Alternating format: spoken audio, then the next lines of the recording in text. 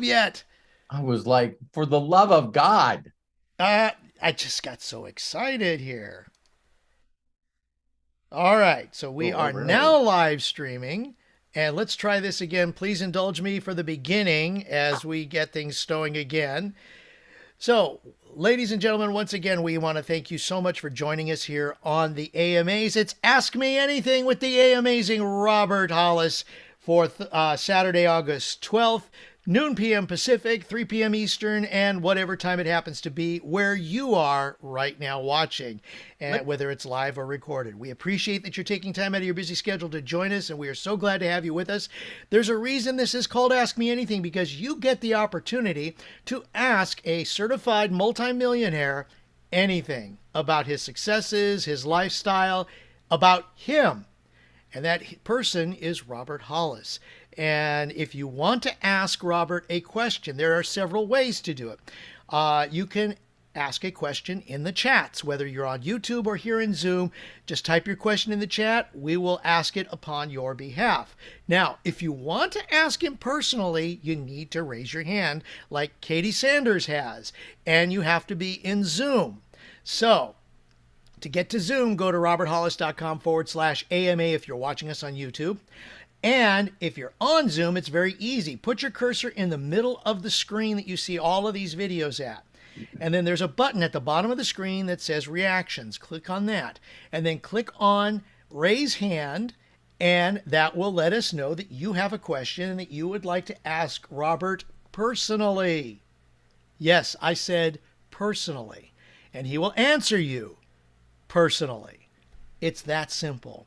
So, think of those questions, get ready, get started. I like to actually say a little something ahead of giving Robert the floor, and especially on a day like today, because this is a very, very special day. Now, let me share this with you. The vibe of the day that his wife Terry shares on a daily basis says this: the universe is sending you a partner who will bless you with respect, loyalty, honesty, good time, affection, and unconditional love.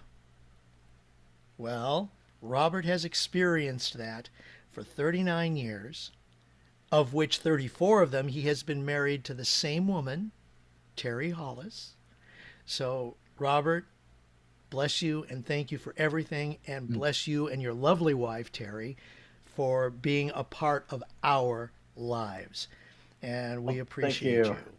Thank you so much. It's pretty amazing to think that 39 years ago I met that incredible woman, and you know how she's put up with me over all these years is pretty crazy, but I'm sure glad she did. I'm more in love with her now and adore her more now than I ever have. So I guess you can work on every area of your life. You know, so yeah. And you know, people ask me all the time, you know, how do you do it?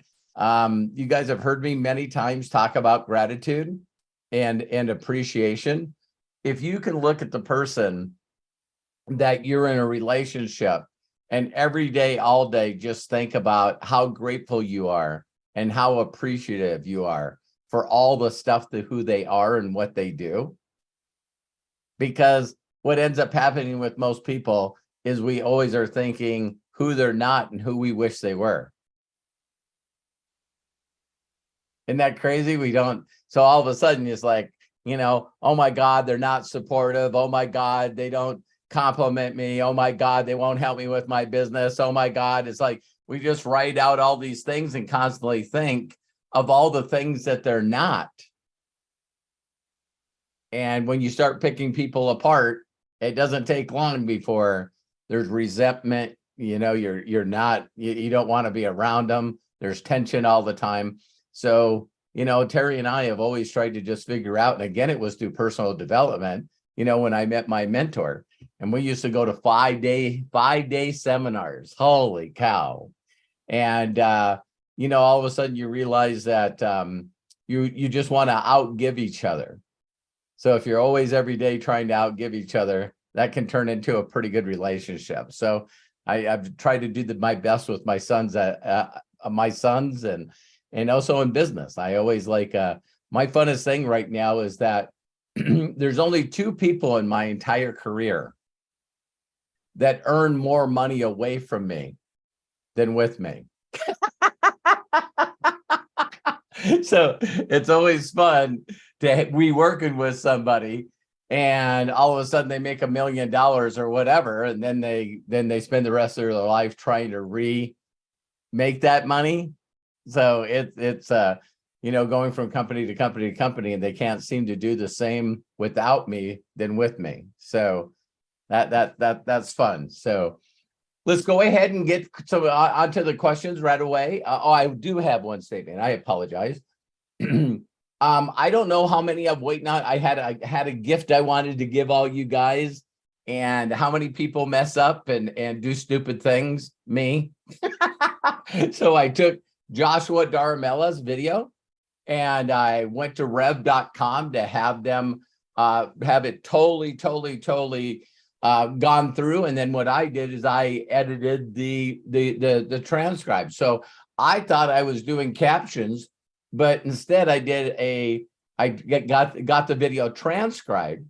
And then you guys know how well I read. So it took me 2 hours and 30 minutes to edit this transcribe.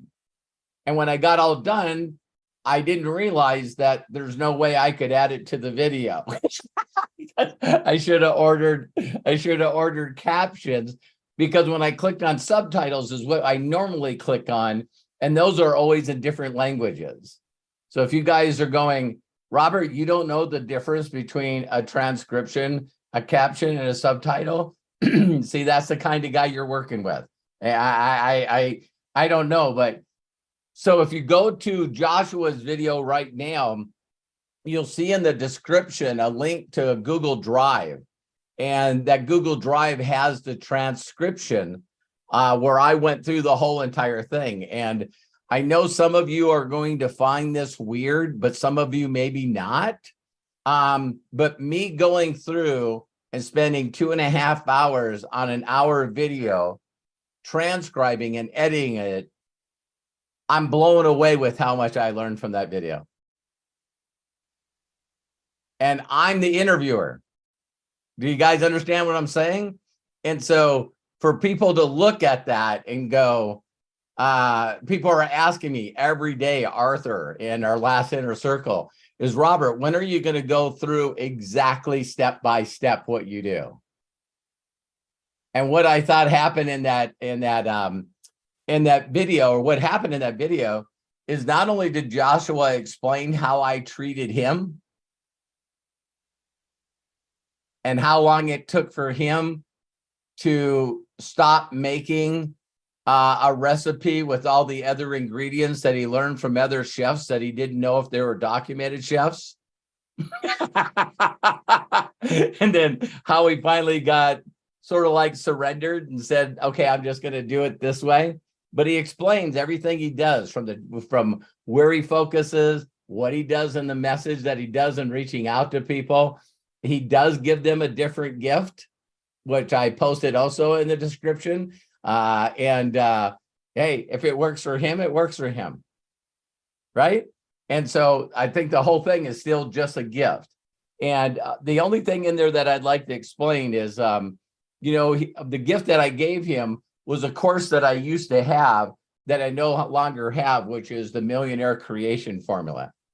And for people that were in my previous inner circles, that course was, now that I think back, that course probably confused Joshua more than it helped him. So when I went all the way through there at the time that he met me, I apparently was not in MDC yet. I'm trying to figure out the date. And so I was probably a little upset at network marketing at the time. So I was giving him a course on how to create a brand. So maybe some of the ingredients that he was trying to get rid of for 2 years was some ingredients I gave him, before I got involved in MDC. So that's some of the stuff that I'm telling you guys that I'm aware of now. but yeah, and I'm getting the captions done. Craig said that he was going to work on something for me as well, but we'll make sure to upload that video too, so you guys can go through that and see what he's doing, because it's amazing. I was trying to figure out when he said in the video that he had done 90,000 in sales, 90,000 in volume. I was like, I don't understand how he knows that. And then I remember when you log into MDC's back office and you click on your dashboard, it shows all the sales that you do. And so that's where he's seen the 90,000 in sales on FFX. So that's pretty interesting. So I know that now that Joshua has told you guys that his group is focused on FFX, you guys will totally forget about offering the opportunity, leading with the opportunity, because that's just who you are. And so it might take you guys a while to focus on FFX in Nigeria and then get back to the normal messaging of just leading with the money. Because if you listen to Joshua, he is not leading with FFX. But I guarantee you there's some people that will watch that video and listen to it and go, oh, FFX in Nigeria, that's what I got to do now. And it's like, no, that's not what he said in the video. But some of you, I know you're on your journey and that's what you'll do. And you'll come back later if you watch the video again. So now we'll do a question. So. All right. Well, what I did, ladies and gentlemen, is I posted in the chat the link to Joshua's interview, as well as I followed up with what Robert shared in the chat, the transcription of that interview that took place on Wednesday on the How Do You Know That podcast. Please watch it again. It is incredible. And if you're watching in Spanish, increíble. I don't know. I just like that word. There's just something about that word that just adds a little bit more to it besides just incredible. So, anyways, let's go ahead and get started. The reason why you are here is to ask Robert questions. And I see 3 hands raised of people who want to ask Robert some questions. So let's get started.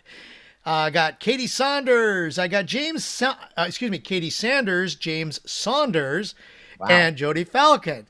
Yeah, I know, Katie. I know. But, when I had a Sanders-Saunders combination, it's like I did rehearse it a little bit. All right. I'm sorry. I'm sorry.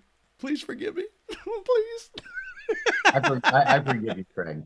Thank you so much.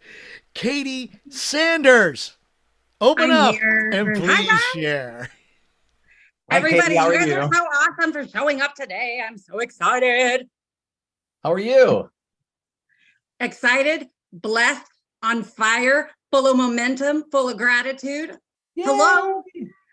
Okay, so God is so good. So there's been some changes in the MDC world. Can we get an amen? Woo!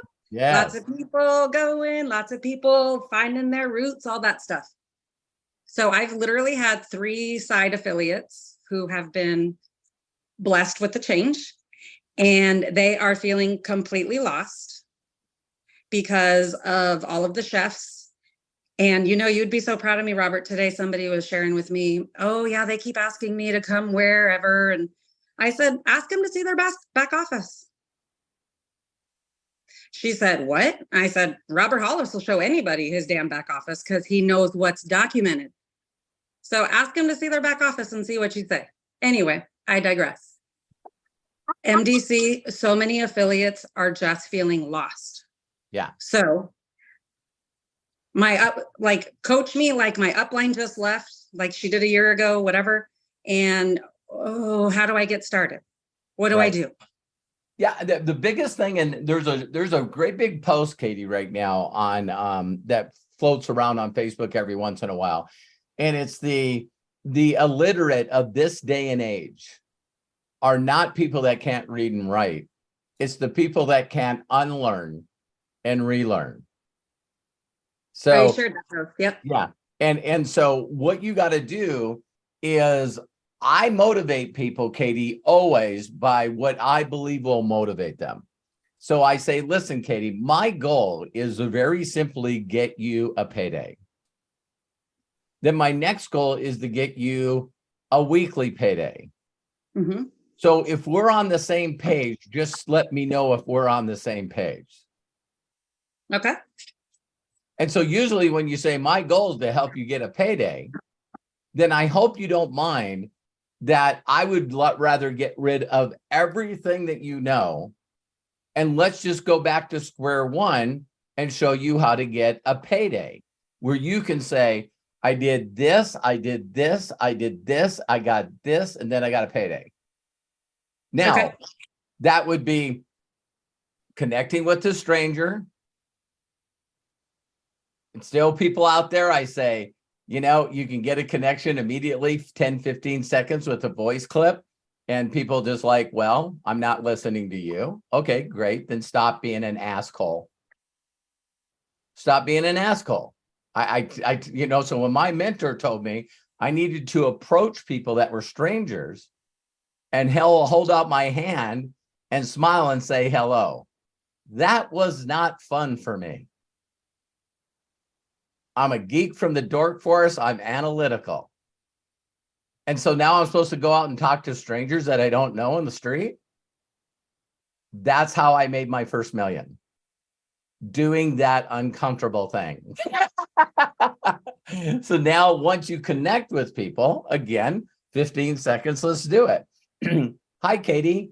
I was thinking about you, so I connected with you, and I was hoping that you're doing great and you're having the best year ever.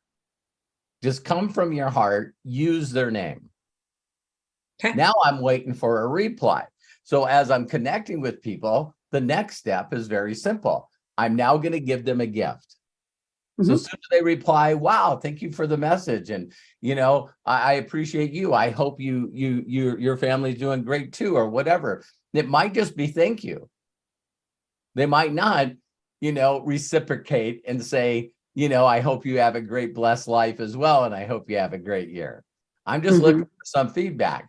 And then I'm going to say, well, listen, here's a gift that I love to give you because this has done this for me.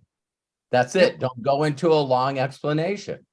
And so, you know, I share the science of getting rich, and I share it the way I share it because the line is a question. It says the science behind this, the secret behind the secret, written in 1910. So, you know, if you share it the way I share it, then you're going to get the results that I got. So if people, so people keep trying to change the deal. Now, Joshua, like we talked about, I'm going to post exactly the way that I post it, and maybe Craig can help. While you're sharing that, Robert, I'll add, I, to the T, have followed everything that you just explained, which led me to Eben, which Eben leads to 76 new affiliates in 4 days. Wow. Now listen to this, Katie. I did exactly what you said. I just looked what I posted in the chat, you guys. Look what I posted and look what Craig posted. That's how fast Whisper Down the Lane happens. I've never ever paid attention to what Craig sends people. It's not what I send people. I've been sending people your book. How's that working? Yeah. So when I send this, I think people don't understand. And I've been helping Mary with this, you know, because Mary's like my new little project, right? And it's funny how I just watch her every day, just change a little bit and change a little bit and change a little bit and change a little bit. And she's always adding stuff. And I'm, you know, compressing time frames and telling her, listen, take all that out, take all that out. Oh my God. And that's why I did that video. If you guys haven't watched it, you know, why do we change things? Why? And I went to Google, I went to AI, Chat GPT, artificial intelligence, and I put, why do people change things? Holy crap. There was 12 reasons or something like that why people change things. And when I read through them, and I thought, wow, that's what it is. So let's say that you don't believe that that approach would work for you. What I seen Mary doing is adding, because I I just wanted them to understand what was happening and what they need to do. And, of course, this makes longer messages. And the longer, more detailed information sounds like sell. I'm selling you. And I'm just taking a quick glance at what Craig posted. And Craig, I hope you don't mind me acknowledging this. So he's like, The Science of Getting Rich by Wallace Wattles, book version, read chapters 4, 14, and 7. In that order, step the rest of the book. So if you look at mine, look really close. The secret behind the secret. How many of you heard that curiosity kills the cat? The secret behind the secret, written in 1910. The Science of I will Getting make Rich. that change. I know that you were promoting the chapters. So at one point in time, which is the reason why I did that. Okay. So Craig, thank you for jumping on here really quick. In all the years that you and I work together, do you have a tendency to add and change stuff that I share with you? Sometimes. I would say all the time. Now, let's explain why. Let's not beat up Craig in this scenario. Why would Craig change things? His perspective, him thinking more understanding, him trying to be, because Craig's not coming from a malicious heart. No. Craig's coming from a giving heart. Yeah. He wants to make sure you freaking get it. Yes. So if he explains things in a different way, that might be different than you trying to give a gift to somebody to get a reply. So I want to get Craig off the hook here a little bit, because the stuff that he's posting is to you guys while we're doing a video or a Ask Me Anything to give you the most information you can get to get you taught. Craig, in this example on AMA, and when we're in the inner circle, is not trying to prospect you. No. He's not trying to connect with you. So can you guys understand that? Robert, this makes perfect sense though, too, because Sandy and I, so we work 5 days a week, 6 days a week, typically. We're so lucky to have each other. However, we both do it on a regular basis. We're like, okay, when do we send the gift? Why do we wait for the reply? Do you just send it right away? Like, so now I'm just like, I just started gifting right away. As soon as I get a reply, yeah. This book has been amazing. I'm locked arms with my mentor. I wanted to share it too. I hope it helps you grow. Have the best weekend. Yeah. So now, Sandy, that's the answer from now on. Now get this. Josh does that too. You know what I mean? So Joshua, he reaches out to people. Hey, I hope this message finds you and yours blessed. I love connecting with new people. And oh, by the way, here's a gift for you. He doesn't wait for the reply. Okay. So that's why I asked him in the interview, then when are you sending? What are you sending? And when he said, well, I'm just sending a video of Wanda K. Speaking the God memorandum, the 9th chapter of this. I love that. So when I seen it right away, I went to Wanda's channel. And she's got all these videos on them, but only one video with 44,000 views. And that's that video. So, okay, I might probably take that like a little bit step further, and I might create my own reading of the chapter and put it on my own YouTube channel and then start sharing that. Then people would think that they have to do that too.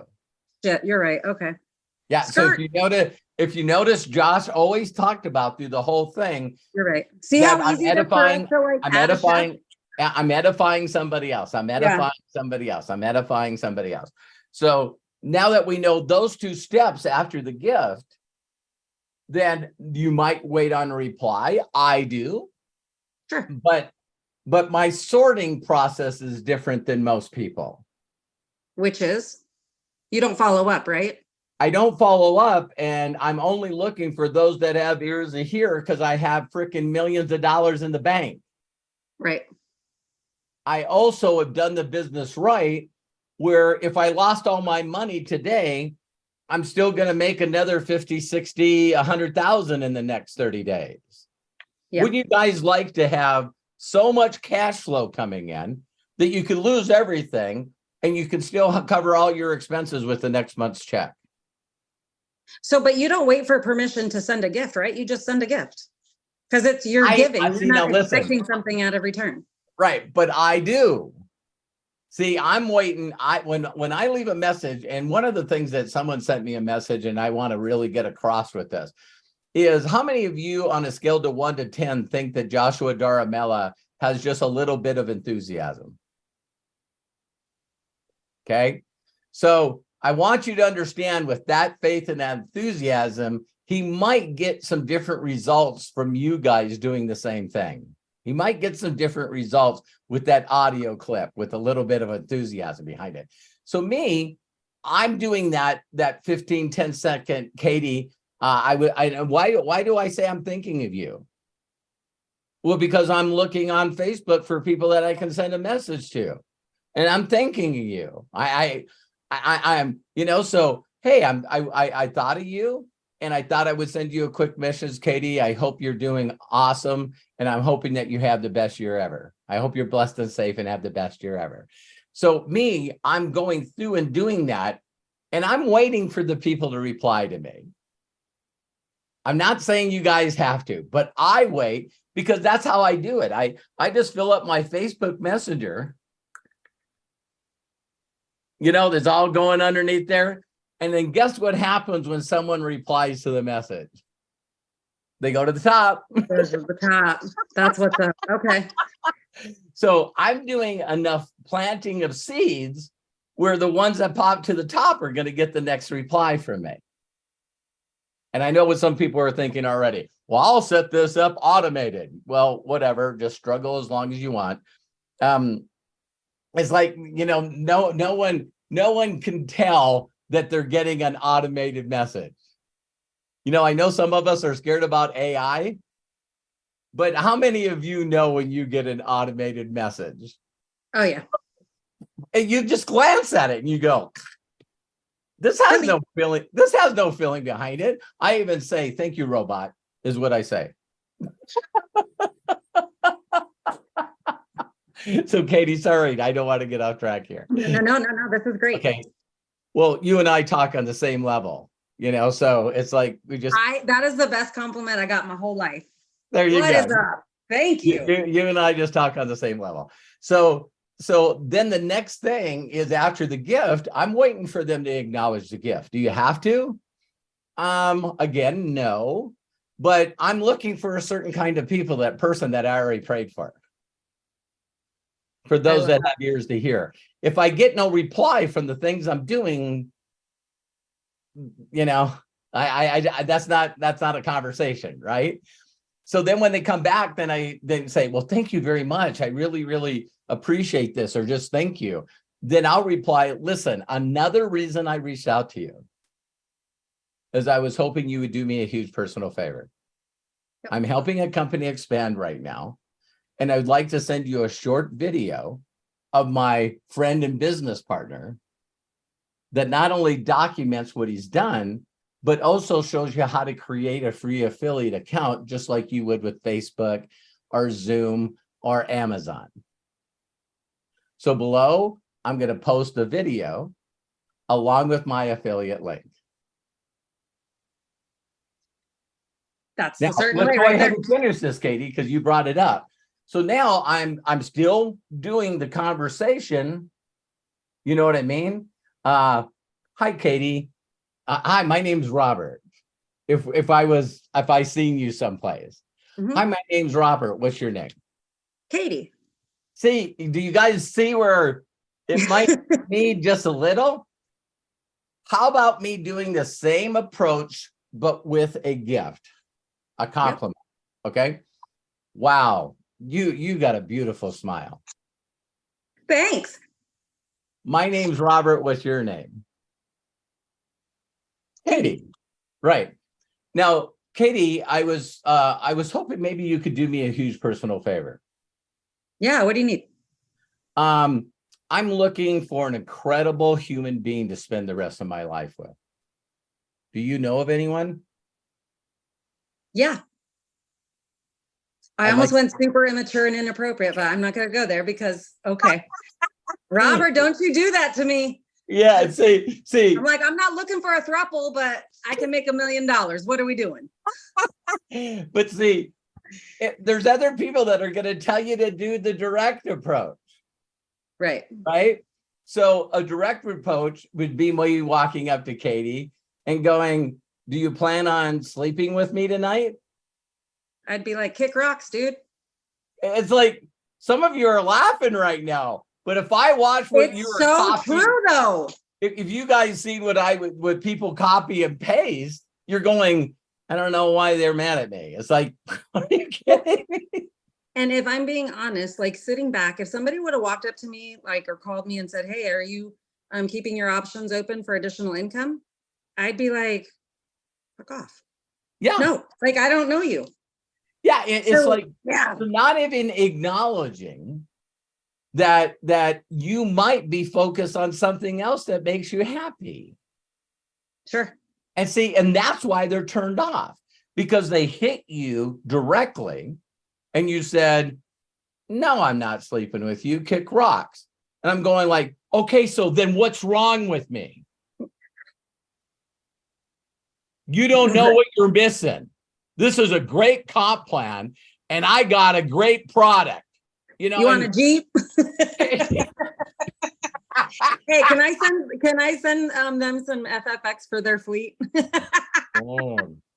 I can get catty AF. I'll digress. I'm sorry. And my wife loves that part of you. I think it's hilarious. Her and Melody and I are going to go on a girls trip. So now let's go back. So now they go, oh, okay.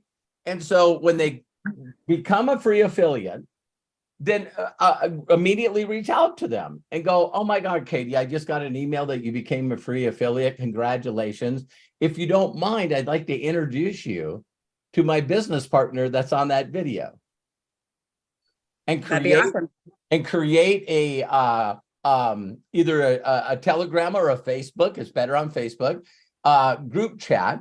And just now, I know you guys have already gave me praise and recognition. The video does it. So, old school or an old recipes say this is where you should go off on how great of a person I am. No, friends talk about friends like friends. So the message should be, hey, Robert, I just wanted to introduce you to Jody. Jody's now a new affiliate. I told her a bunch about you. And if there's any edification or praise and recognition, it should be towards Jody. Exactly. So Katie can say, Jody is incredible. I love her energy, and I know she's going to do well in this business. And then I can come on, Katie, I love and appreciate you. It's always great hearing your voice. Hi, Jody. Congratulations. Welcome to the family. And if you have any questions, please just post them here. Or if it's needed, listen to me closely. I say if it's needed, we could do a Zoom. Believe it or not, I would say less than 1% of the people that are in my organization right now that are active are people that I did Zooms with. Because they might feel pressured because of past experiences to force them on a Zoom. I know when I first introduced people to Zoom, it's like, well, I don't want to put on my camera. I don't want to talk. Why would you want to blow someone out by saying our next step is to get on a Zoom with Robert? No, introduce them to me. And then when I say, welcome to the family, then you can reach out and say, hey, Jody, I want to get to know you better. Is there any way we can do a video conference? I got a Zoom. I can share a link with you. And I really want to know, help you answer all the questions to refer us to people, which we're going to use your affiliate link so you get compensated for referring the people. Mm-hmm. And my goal is to get you a paycheck. I have one question before I forget. Sure. So with Eben's building organization, Mm-hmm. I personally, I don't care if people are executive build or whatever. In my heart, it's like my home. I want people to feel welcome. Yep. Here's the refrigerator. Here's the bathroom. Here's the remote, whatever you need. My heart is telling me I at least want to send everybody just a message saying, hey, Yes. what you just said, all Yes. 76 of them. Okay. Yes. Okay. Yes. That is driving in depth. That's driving Yeah. deep. Yeah. Because It's Joshua figuring out. was how many levels to you? Like he wasn't your first, right? Wasn't Joshua like 5 levels down from you? Joshua, believe it or not, was first. First. Okay. But there was Right. another rock star that was. Joshua, the other Joshua that's 25K was 7 or 8 levels deep. Yes. Okay. Yeah. And so that was me working with Joshua and Mosh to talk to the peoples, and Joshua. Right. So now if you ask Mosh and Joshua Daramella if they're glad that they went in depth to connect with people, I mean, my God. And get this, you guys know that there are emails in the back office. Yep. It's like, are you I'm just kidding gonna me? do one math email. Yep. Yeah, so I just send every one of them an individual message, and I use the back office chat a lot with MDC, because if they got the app, they get a little message on it. You know what I mean? Right. They get notified that there's a little message on it. And so when I do the Zoom with them, which you guys have seen me do, in the Zoom, I'm getting straight to the point. Listen, my goal is to help you get a payday. Here's the 3 big paydays I want. One is to get you a payday. So that's called your belief check. When you see something in your credit wallet and you get an email from the company saying, hey, by the way, congratulations, you got a payday. There's no bigger excitement than that. None. Yeah. Then my next goal is to make you more money than you put in. So when people say, are you doing that thing? You can say, yeah, I'm in profit. Of course I'm doing that thing. And then the next thing is to get you a rank advance. So that's my 3 goals that I want to do with you. Now, Katie, before I go through this theoretical example, what's your magic number? Super affiliate. I know that is. I'm talking about a new person. Oh, So a new $500. person, yeah, a new person, and they go magic number. And I go, what's amount of paydays that you could have that you would feel proud of you, but you'd also feel proud telling others? 10,000 a month. Do you know that's the same number that it was 36 years ago? 11. It's crazy. It's crazy because an average person makes $54,000 a year, and people can only dream enough about doubling their income. So some people, see me, and I'm just like, I want people to look at me like I looked at my mentor. 62 grand a month, I'd be happy with 6. Yeah. You know what I mean? So once you show them a theoretical example, then go back up and say, Katie, in this example where we have 11, and you're 100K and you're making 10,000 plus a month, in this theoretical example, how many people did you personally need to bring in? For me personally, I would think big. I would say 10, but I know it's just 2, right? Well, it is 2, but to get the rank advance, we got to get 3. Okay. So we'll 3 shoot for 10 personal. and end on 3. Right. So I just need to be bold with you. Does it matter how many people we have to go through to get those 3? No. And I want to help you with your best people. So let me explain to you and give you a description of the person that I'm looking for. And Katie, while I'm giving the description, I need you to think of a first name. Okay. And this is what I did with you and your girls in your training. Mhm. And so I'm telling you, you guys give people reasons to give you the best people they know, and they'll do it. If you're asking them to do it on their own, they're not going to do Okay. it. Can you give me, so on my call on Sunday, I'm doing it. And I think that's why I want to have my Zoom with Eben and his team. It's on the MDC for me page. Anybody who wants to hop on, it's just going to be a sizzle session for sure. Yeah. But in my heart, I'm bringing the people together. I want the people to feel that they can trust us. Yeah. Because, and that we're here and we're serious. And all of that thing. So 'Cause I love the three what- things that you just, Yeah, just remember there's a lot of people that consistently do a lot of weekly stuff and a no. lot of weekly training and a lot of big trainings. Do you guys know how many Zooms I've done for the Nigerian group? 1, 2, 4, maybe 3. 3. One is they asked me to speak on something they were already doing. Right. I'm going to do that. Basically was asked by Ada, the Nigerian manager, not even Joshua. Okay. Okay. Then I did one, and it was a leadership one because I don't do presentations. I think they're a waste of time. I put together videos. If you can't sort that way, then figure out your own way to do business. Right. So the other one I did was a leadership one that I know that some of you got on and you went, wow, Robert's not very nice on this Zoom. And that was me teaching people how to treat me. I'm not your whining board. Winners don't complain. And so after I told them how to use the right mindset to change the life for them and their family, and then I asked for people to ask questions, and the first one was complaining, I muted it. And I could see the chat going, you won't even let us talk, blah, blah, blah, blah, blah, blah, blah, blah. I go, any other questions? And this lady came on and she was complaining, so I muted her. I need to watch that because that's some good stuff right there.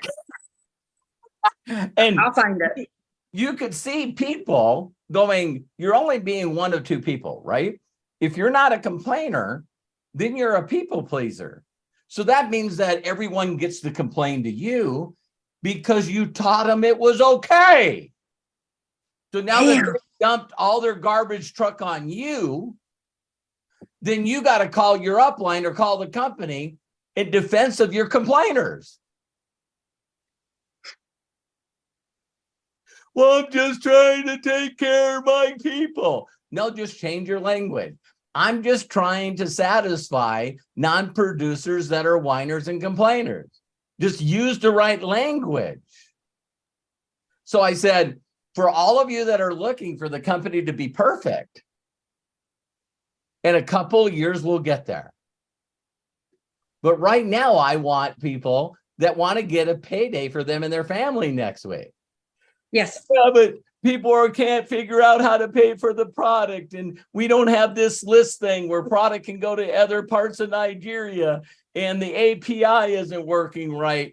And Ada's getting overworked and she can't manually put the orders in fast enough. And I go, then quit and find a perfect company.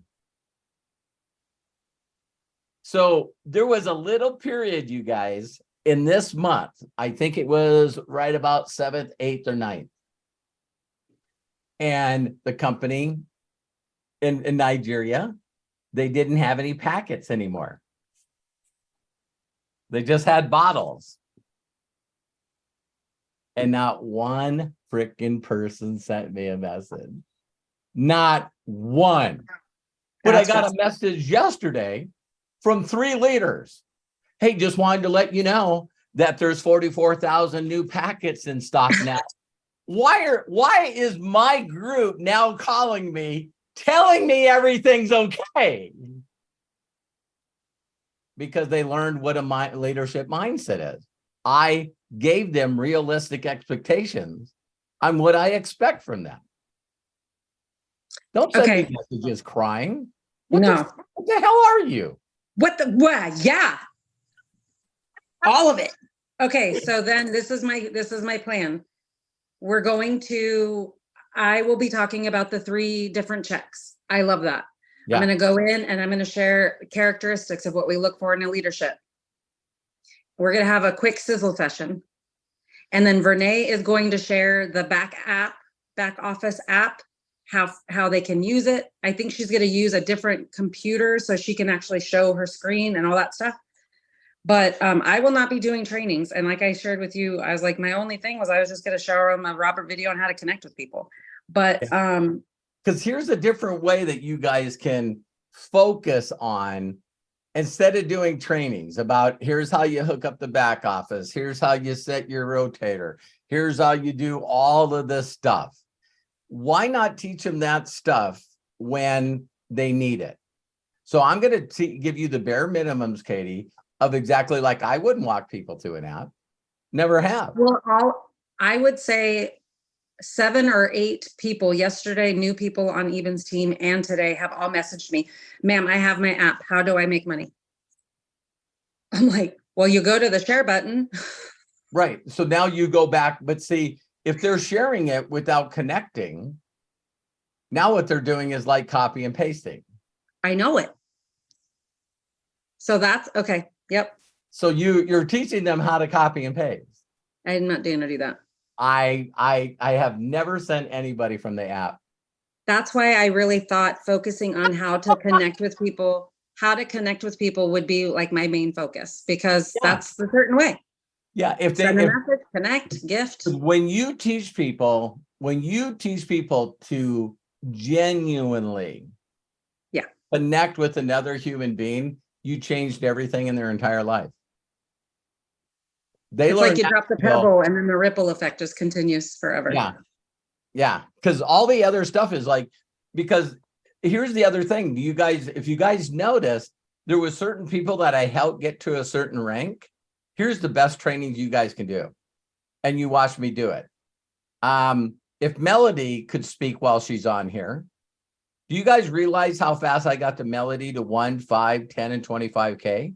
And then what I did is I did an interview with Melody, giving her praise and recognition, telling her how proud I was. And then I asked her questions of what the hell she did. Exactly what I did with Joshua. Then when I got Aaron, I did an interview with Aaron. Then when I did it with Candace, I did an interview with Candace. Then when I did it with Tomas, I did an interview with Tomas. Then when I did it with Joshua, so now everyone can keep that. You can't say then I did it with Katie and then I interviewed Katie. Because dude, you better pray for me. I'm like, think how powerful it is when you hit 25K and you reach out to me and I interview you. And now everybody's going, how did Katie hit 25K? And all you do is you tell them the little things, just like in Joshua's video. Right. And people go, yeah, but I have this great idea where I'm going to do a website and then I'm going to hire some people and they're going to go to all these big companies selling FFX. Do you know how I respond to that, you guys? I go, listen, I only know how to make millions of dollars a year by helping 17,000 people plus get a check every week. I appreciate you wanting to do that, but that's not what I want to do. And they go, okay, I'll go show you. And I go, I want you to say that exactly. I'll wait for you. I think this is very helpful for a lot of us. Thank you so much for asking this, man. You're awesome. You know what I was telling someone the other day, and you guys asked, agree with me if you agree with me. Do you guys realize a couple more weeks, we've done a year of AMAs? Wow. And people are asking, well, I don't know what to do. There's no way you could go through an AMA and not figure out what the hell to do, because people on the AMA are asking me, Robert, what do you do? I love you, Katie, and I'm proud of you, man. I love you too, man. When you seen that person, see, here's the thing that I want to say before I let Katie go. We're doing all these things. We're believing that there's apples we'll find that have the right seed and they can make us an orchard, right? So you go out there and you go out there and you go out there and you might be doing things wrong and da da da da da da da. And then all of a sudden, Katie found somebody and she said, well, listen, the first thing you got to do is you got to reach out to everyone you know and get them to create a free affiliate account. And then she looks in their back office and how many were there? At first there was 31, then I went up to 57, and now it's 76 within 4 days. That's exactly what happened to Joshua. So if Katie was front level to me, I would go, why are you connecting with strangers on social media when you need to connect with the 71 people that were just given to you? Yeah. See, that you just kept planting seeds, and a couple of times we all, like Joshua said, we all want to quit and this is bullshit. I don't know why this is not working. Maybe this is not for me. And then you got up in the morning and had your coffee and walked out in the backyard and you've seen 71 trees. Well, and I tell you, honest to God, Robert, well, I literally told Sandy, I was like, I haven't done shit for like 2 weeks, except gift and love on people's posts. I didn't reach out to anybody. And I tell you what, I called Melody after the Zoom. I called the girls, the FaceTime, the Fab Five. I was crying. I was so full of gratitude. I mean, just like, because when I had my one-on-one with Jenna, went back when she was doing those, I had told her my vision was I always just visualized me with a team full of strong, solid men that want to work.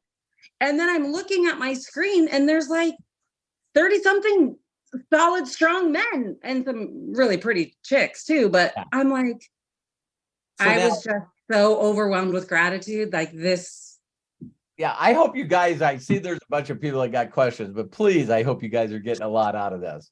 So, Katie, if every one of those people, it's going to take you time, but it's worth it. If you could find a way to do a personal Zoom with the people that will do a personal Zoom, and you could ask them what their magic number was, and you need them to help you connect with the two best people they know. I have chicken skin. I'm telling you, that is $1 million group, $1 million volume group. There's no way that in the sorting world that you find someone with influence and they have enough influence to bring in 71 people that just went, see, now think about the way he brought them in. I found it. Look at this. Get an account. And they went, I'm in. Those are the people. So when you find the right already had 3 on his team too. So he's already got his second line going. So when when Maj came in, and then all of a sudden he was like, oh my God, let's drive deep. Let's drive deep in all these freebies and get them excited, and you'll find another diamond. And then you drive deep and you find another diamond. And so I'd rather have my roots deep than wide. Because if you're always sponsoring wide, not going deep, and then the wind blows, it blows the tree over. Yep. So when are you going to Nigeria, Robert? I have no clue. Okay. Because I'm thinking maybe I'll just go with you. Well, oh my God. I'm just saying that it's got to work faster for you than me. So I went through everything that I could on a governmental way, and it wouldn't even let me go through the form to find out until I had the yellow fever shot for 10 days. Then I printed this whole thing out, and then it says, well, listen, not only do you, I'll just be frustrating with you guys for just a second. It said that I need all this physical stuff to show up at an office, either in DC or Atlanta or LA, to get my physical visa, but they want me to have my ticket for my air flight before I go, and also a hotel room. And I got to prove that I have $1,000 in a bank account to prove that I'm not just going over there and I don't have any money. And so how did Josh Wagle and Dale Franklin and Chris Bailey and Chris Robinson, how did they all get their visa? This one guy that I'm working through now. So instead of me showing up, this guy has his connections, but you can't tell him, hey, I need this yesterday. It's like, listen, this is going to take a few weeks. It wasn't a couple of weeks. It was a few weeks. So he's like our Red in Shawshank. He's a man who knows how to get things. Yeah. So, maybe a little bit like hooking up your cable too. It's going to be between 10 in the morning and 10 at night, but I'm waiting for him to get my visa. And so it's going to be awesome. I've been with you for a while, and I mean, I fell in love with Melody first. Sorry. And she courted me for about 18 months. And then No, I'm sorry like, okay, needed. there's room. I know. But I just love that you love us where we're at, and you never make us feel dumb or stupid or whatever. I love you. Like, I'm having a hard time with that other stuff I shared with you, and that's okay. But I don't need that validation because, like I've already told you, like I look at you like as a father. And I kind of talked to my dad on Tuesday when I went to see him about you. Oh, wow. And I just love you so much. You're so special. I'm not going to go to bed with you tonight, but I'll love you forever. I love you forever. And too. I'm such a crier, and I'm okay with that because that's just me. Hey, And I love you the way you are. I feel it. I receive it. Thank you. It's going to be so fun to watch you and a lot of you walk the stage. And you're going to feel the same way that I felt when I walked the stage the first time. I didn't see myself there. But if you keep working on the little things and you find out it's all about connecting, I still am blown away when I went to Nashville that I didn't know Mark was doing Snow White and the Seven Dwarfs. And it was fun to sit around a whole group of people. And Mark says, you know, who wants to be Snow White? And Dana raises her hand. And he says, now we got to find the seven dwarfs. And you have 30 people pointing at you and goes, that's happy. Yeah. It's like, all right. You know, so people can trash me behind my back and say all kinds of negative stuff about me, but I don't care. I'll keep making an impact. And I know that this is right and this is right and it's going to get better. And your father will say, well done, faithful servant. Amen. No doubt about it. And the same for you as well, Katie. I love you. I love everybody. Okay, bye. Katie, Nice. Wow. Thank you so much. And you know what? Okay. If I may take a moment to respond, Robert. Always. I will change the gift because I changed it because I thought that's what you meant when I interpreted it in the way that we had talked about it. So, and Dee Dee just pointed out a little while ago that when I'm giving the book versus the secret behind the secret, people tend to tell me they can't relate. I am sorry. Please forgive me. I will make sure to promote the secret behind the secret version. Thank you, Craig. Thank you. And for those of you that watched Joshua's video, going back to that, you know, I really thought a bunch about that after that. And he's like, so the way he posted it exactly, if you guys see it, it was, I don't want to mess it up. Let me go to the video. Because he even the way he did it. So, you know, I'll look at what people are doing, and then what I'll do is I'll sort of look at it and go, listen, do I think that would get proper results? And here's what he put. He said, gift for you, Robert. Gift for you, Robert. The God Memorandum by Og Mandino, very helpful for me. And then the YouTube link. So go look at the way. Now, I asked him after we got off the interview, I said, so tell me why you did that. And he goes, Robert, you always say in your trainings that just because the science of getting rich affected you in a certain way, that other people had books that made them feel a certain way. So he says, so here's a guy I meet. I tell him that I want him to read this book and call me back. He read this book and called me back and said this had such an effect on him that he said that he wanted to share something that really affected him.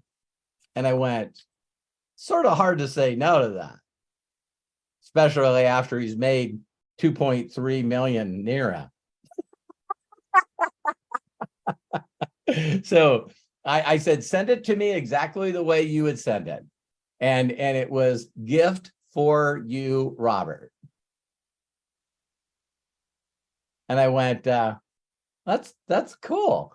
And like Melody, you know, Melody's made $1 million in commissions with me. And she's like, hey, you know, here's Robert's book for free. You know what I mean? So, you know, it might go pretty good with, it might go pretty good since you just, you know, later on, you're sending a video of me. You know what I mean? So it was like, here's a free book and free audios. I never thought I could give you guys the audios to that too. But yeah. Okay, Craig, thank you very much. Bless you and thank you. And thank you everybody for understanding. All right, let's go on. We got lots of hands raised, Robert. I Let's hope we can go, get through man. them. All right, let's go. Coming up, James Saunders, Jody Falcon, Sarah Baker, Bill Shoemaker, and I mean, I'll even say John Tier and Mary Valchek. You guys got your hand raised, so we're gonna go ahead and get through those. James Saunders, you're up right now, so please unmute yourself and share with us. Robert, as always, thank you, thank you, thank you. I was a person quite a while ago that had to put my special sauce on stuff. I just couldn't accept, for whatever reason, I just couldn't accept that what Robert was doing was so simple, that a simple task, a simple act of giving of himself, giving a gift like the greatest miracle that ever lived, just giving that would make such a profound effect. So I would do what he would say do. I would do everything that he would say. But you know, I just had to put my little special sauce on it because I mean I need to add something to it. It's not enough. And I thought to myself, how in the world, I didn't make $1 million. Right. I didn't create 50, 60 some odd millionaires. What gives me the right to add or subtract to do anything to what Robert's teaching? So earlier, before I got on the Zoom, I was talking to a young man. He's from Nigeria, by the way. And we were talking. And I said to him, I said, you know, it's come to my attention. I mean, it's just me. It's come to my attention. I don't have a right, but it's come to my attention that you might be leaving us. Who are you going with? Are you going with Candace Burt Davis?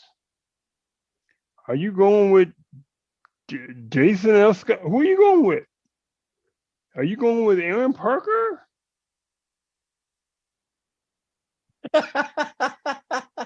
He said, I was thinking, I haven't made my mind up yet. Let me ask you, let me just serious business. You obviously came into this business to make some money, correct? He said, yeah. Okay. How much money have you made, by the way, if you don't mind me asking? I mean, have you made anything? Right. I'm just asking. Do you think a person that's made $1 million would help you make $1 million? It stands to reason, right? You see, yeah. Let me ask you another question.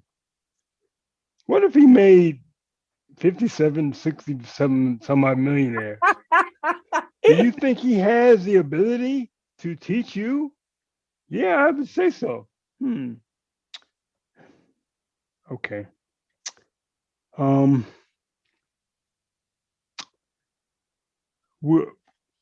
You brought him up. It wasn't me. Right.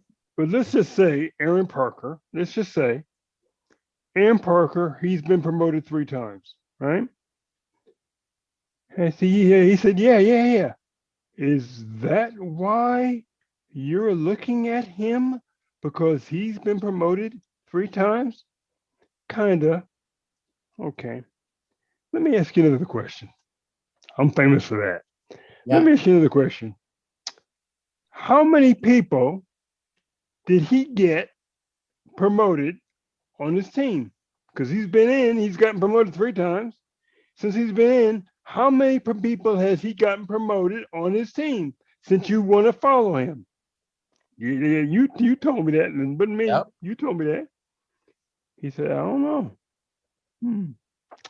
I'm gonna do a long shot here. I'm gonna say none.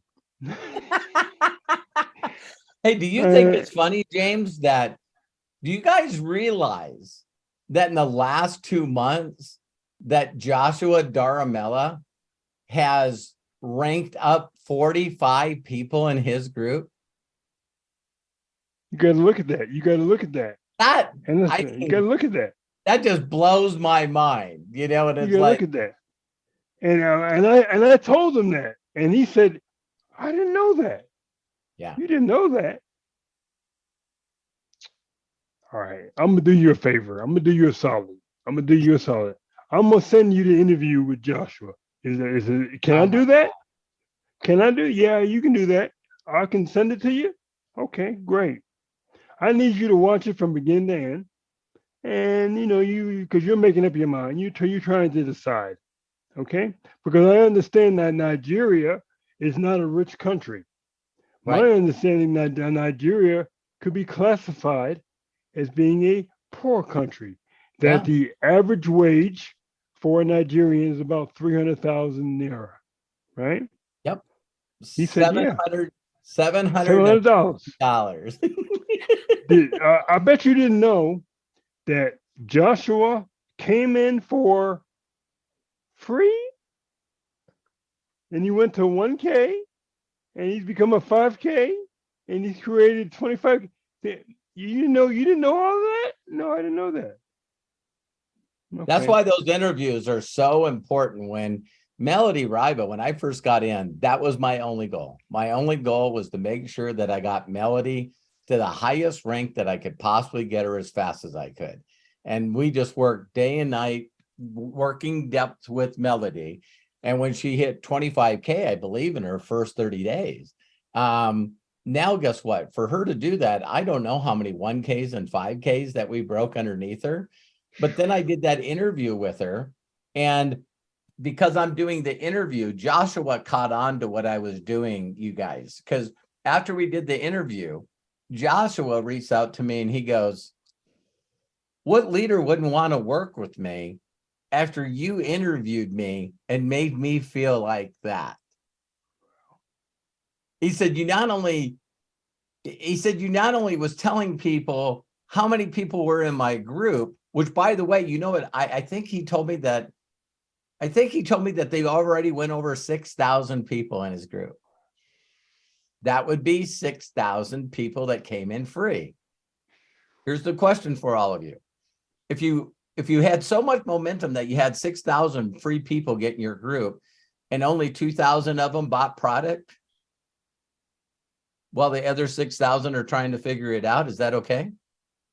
Yeah. So thank you so much, James, for saying that. And basically, I looked at my question to you, because I have a question. Assessments. I said thank you initially because you taught me how to do an assessment. We need to do an assessment of ourselves. What am I doing? Why am I in? I asked him, I said, well, I made him do an assessment of himself. I said, my assessment of you is you came into the My Daily Choice to earn some money, right? He said, yeah. What is your magic number? What money, what do you want to earn? What is it that we can do for you that you would be able to do for somebody else? There. That's it. What if you had a system And if you guys re-listen to Joshua's interview over and over again, he says, I was looking for people that want to make an impact. Do you know of anyone that wants to make an impact to the Nigerian people?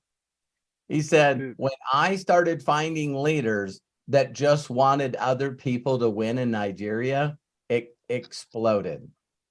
And most people are just interested in, man, I got to figure out how to make money with this. Oh my God, I got to figure out how to make money with this. I told them that Joshua bought his mother a house. Did you guys hear in the interview he lost his father at 10? He lost his father at 10, and that kid is the man of the house. And I just, believe it or not, I just seen an interview recently. What was it? But it just talked about how many successful entrepreneurs came from families where they didn't have a presence of both their parents. Because now you got to figure out, you got to figure it out. You know? And it's like, so me being taken away from both my parents, it's like, you know, who am I going to go to? You know, my brothers was even sent to a different foster home than me. So it's like, I'm not around my siblings. I'm not around my mom and dad. It makes you grow up faster than than the rest of the world. So it's like, get rid of excuses. If it's going to be, get rid of all excuses. So yeah, my question is to you, assessments. How are you able to assess the myriad of people on these Zooms so well? What gives you the ability to do that? What I really do, James, and you'll see this, what I do is I give people small assignments and I watch who wants to go to the next level. This is a great point, James. Great question. In this business, we're putting together a large group of volunteers. See, they're independent affiliates. They're not employees. They're not slaves. They're not my people. You know what I mean? It's like, don't talk to my people. It's like, you know, so what I do, James, in a big setting like this is I give people things that they need to do next. And then how I focus is I can tell what people are doing that. Because if they're doing it, not that it took Joshua 2 years to finally find an apple, but it was a couple of things that he had to figure out. And then all of a sudden when it clicked. And you guys have probably heard me on other videos. A friend of mine just reached out to me and he goes, man, he said, I seen a video that you did on YouTube and you're still crushing it. And I said, yeah, I'm a 36-year instant success. So each day I'm just trying to get gooder and gooder. And I'm using Kaizen to try to make a bigger impact, make this simpler. But James, how I don't even know the word you use, evaluation, or what did you say? Assessment. Yeah.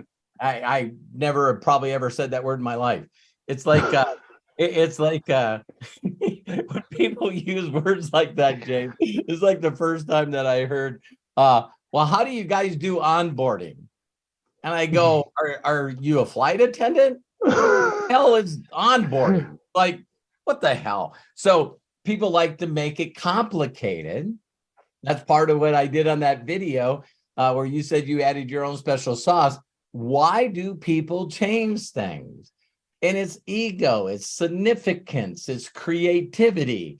It's a lot of stuff that we do to try to put our own spin or our own special sauce on it. And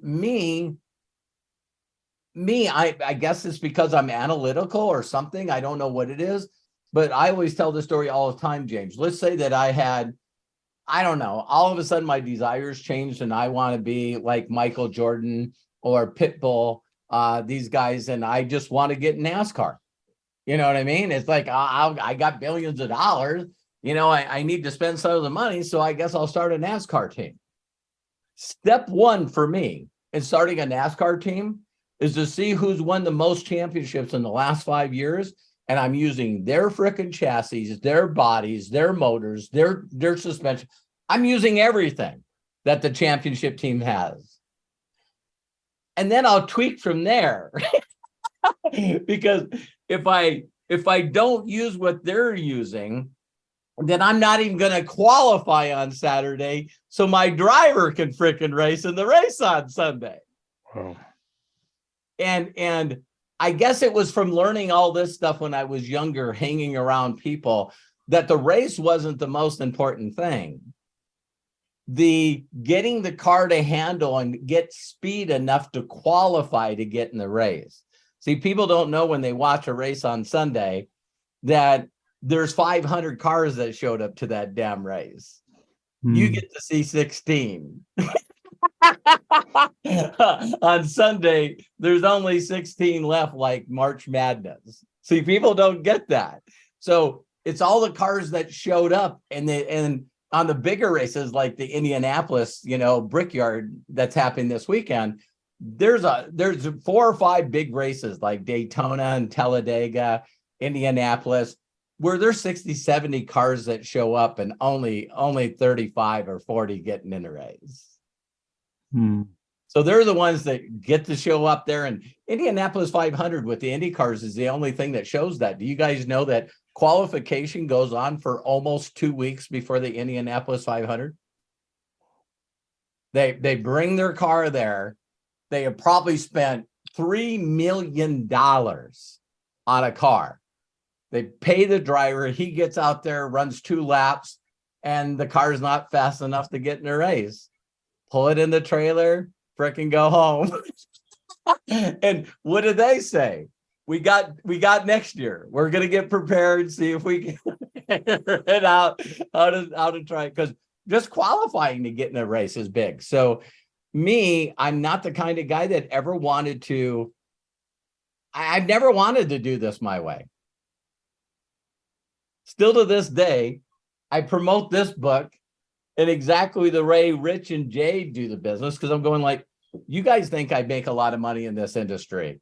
I'm trying to get to the place where, I know it sounds crazy when I even say it outside, James, but there's 2 guys that I follow everything that they do that both got in Forbes magazine, being each one of them worth $6 billion. That's a little more than 58 million.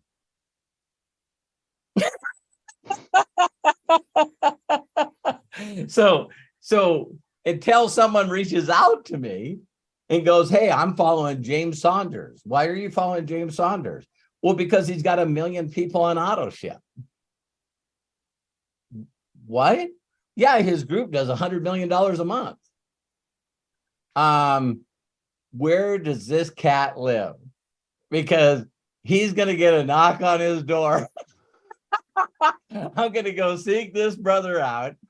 I'm going to sign underneath him personally, and I'm going to ghost this guy for the next 6 months. But the people that I talked about are no longer living. So I was able to learn from them while they were there, and I'm watching generations of people that, are created after that. So, James, that's what you do. So how you pick people out is you give everyone the same assignment. Do you guys know how many times in my life for 36 years that I told people, do me a huge favor, go pick up this book, read it, and give me a call? I don't say, I only want a couple of you to give me a call. Read this book and then reach out and send me a message and tell me what it did for you. In 36 years, I'd say maybe 11 people have done that. How many of you have read this book? Did you send me a message telling me what it did for you? See, that you guys are going like, Like, see, that's an assignment. So let's talk about my life, James. When I tell you my story, my mentor told me to go get this book and read it. I didn't say to him, hey, I just need you to know I'm dyslexic. I'm a special person. I can't read. No, I just went, it's going to take me a while to read this damn book, but I'm going to go get it. I went straight from him to the bookstore, got the book, spent the next how many hours reading the book, and then I called him. So how do you think his assessment was about Robert Hollis? Golden. This freaking kid's paying attention. This kid's serious. And so that's what I ask you to do. Watch me give people assignments, give them the same assignments, because it's the same assignments to get in the business. It's like, hey, did you watch the short video I sent you?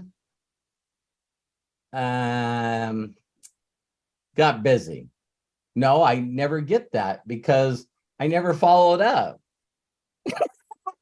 It says in the video, if you guys watch the short video, twice in the video, there's people that won't even send me a message going, I thought that I was seeing something twice. It's like you twice showed you people how to become a free affiliate.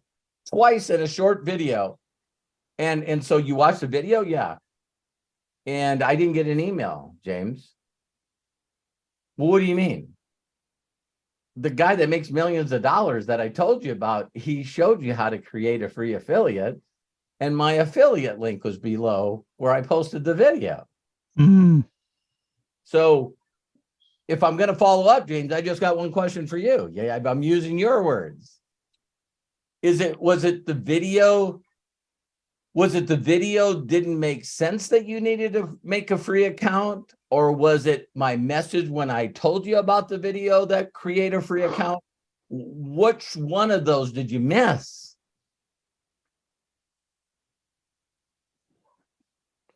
Well, I have some questions. People that can't follow instructions don't get to ask questions. Oh my God. This goes back, James, to your boot camp days. Did you ever have a couple of idiots when they're standing in front of the drill sergeant that says, drill sergeant, got a question. Shut the F up. And now everyone immediately gets trained on how to treat the drill sergeant. It's like now all of a sudden it's like, I don't think I'm asking questions. I think I'm just going to do it. And the people that keep messing up, they're having to do push-ups. Well, then what happens to the person if he still screws up? The drill sergeant makes the whole group do push-ups. Now everyone's pissed at this dude. It's like, so now you got the whole crew, and now they're going, listen, don't shut up just because you're stupid. You need to shut the F up so I don't have to do push-ups. It's true. My wife, now, if she was on here, my wife thinks that that's the way I should run my group, but I don't think they would like me. Hey, I got a question. How about you give me 10 push-ups? Questions would stop. James, I love you. Did that help you? It helped me a great deal. I mean, to be where I'm at now is amazing because I stuttered habitually as a young child. I couldn't get full sentences out at all. At all. I didn't even speak. I had every childhood disease known to man, to include ringworm and the mumps and everything else, because I was taken advantage of because I didn't know how to speak for myself. Yeah. The fact that I can speak to you now in this manner amazes me. Furthermore, you're a miracle, James. Furthermore, since I've had multiple sclerosis, like my brother that's on here, Jerome, I look at what people want. I look at what they want, because what they want might not necessarily be what I want. Financially, this business is about finances to me. Yeah. To other people, it's other things. I understand that. But I have to remember that when I'm talking to someone, if my goal is financial, but their goal is not financial, or vice versa. Right. If their goal is not financial and my goal is financial, we're going to have a disconnect. If I don't, That's why I lead with the opportunity. That the reason I lead with the opportunity, and the first thing you see is, hey, everybody, I want to really quickly log on to my online banking.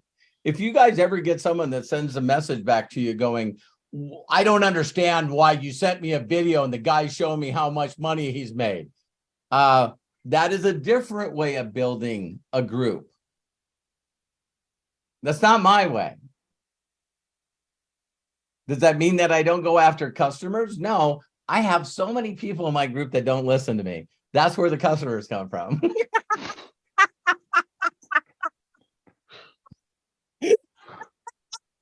I got people, man. This guy in Nigeria, he's a doctor. He's a doctor in Nigeria. He's underneath Joshua. And he says, hey, would you check out my website? I said, sure. And I'm looking at him and he's going, listen, I'm doing advertising. I'm going to get on the radio. And I'm like, hey, I can't help you. You're doing a different business model than I am. But James, let's get to the other people, man. I love you. thank you. You bet. You're awesome. Love and appreciate you so much. James, thank you so very, very much. Wow. You guys are just bringing it out of Robert today. This is great. This is why we do Ask Me Anything. This is it right here. And Robert, I feel like I've been on this vibration for like 5 months. It's like ever since I started Inner Circle, I think you guys have just been pulling it out of me. It's like, hey, let's go change the world. Let's go change your life and change the world. Absolutely, positively. All right. Just as a reminder for those watching, please go ahead and like our video on YouTube and subscribe to our channel. When you do hit the subscribe button, there's a little bell next to it. You click on that bell also, and that will notify you when we are doing our daily Robert's going lives every day at noon. Then the Ask Me Anythings on Saturdays, as well as the How Do You Know That podcast on Wednesdays at 1 p.m. Pacific. And then if you want to join us for the Inner Circle and the breakthrough sessions that we have, go to roberthollis.com/join and become part of the Inner Circle. And then on Thursdays, we do breakthrough sessions, which are incredible. So there's our ways of getting through or enjoying the power, the mentorship, and the friendship of Robert Hollis. Please join us on those ways. All right, Jody Falcon, thank you so much for your patience. Please go ahead, open up, and share with us. Happy anniversary to the most fun-loving people I have ever met in my whole life. Jody, I love you. Oh my God in heaven. I also want to thank Craig because this morning he guided and directed me instead of sending me the link that I requested. As a retired special ed teacher, I so appreciate that because now I know how to do it. Give it up to Craig. That's awesome. Right? And Matthew, I love you. I love you to the moon and back. Thank you so much for getting back to me in Messenger. What a week. What a week. I don't even know I know where to start. Okay, so your interview with Joshua. And I cannot tell you how many aha moments. Thank you so much because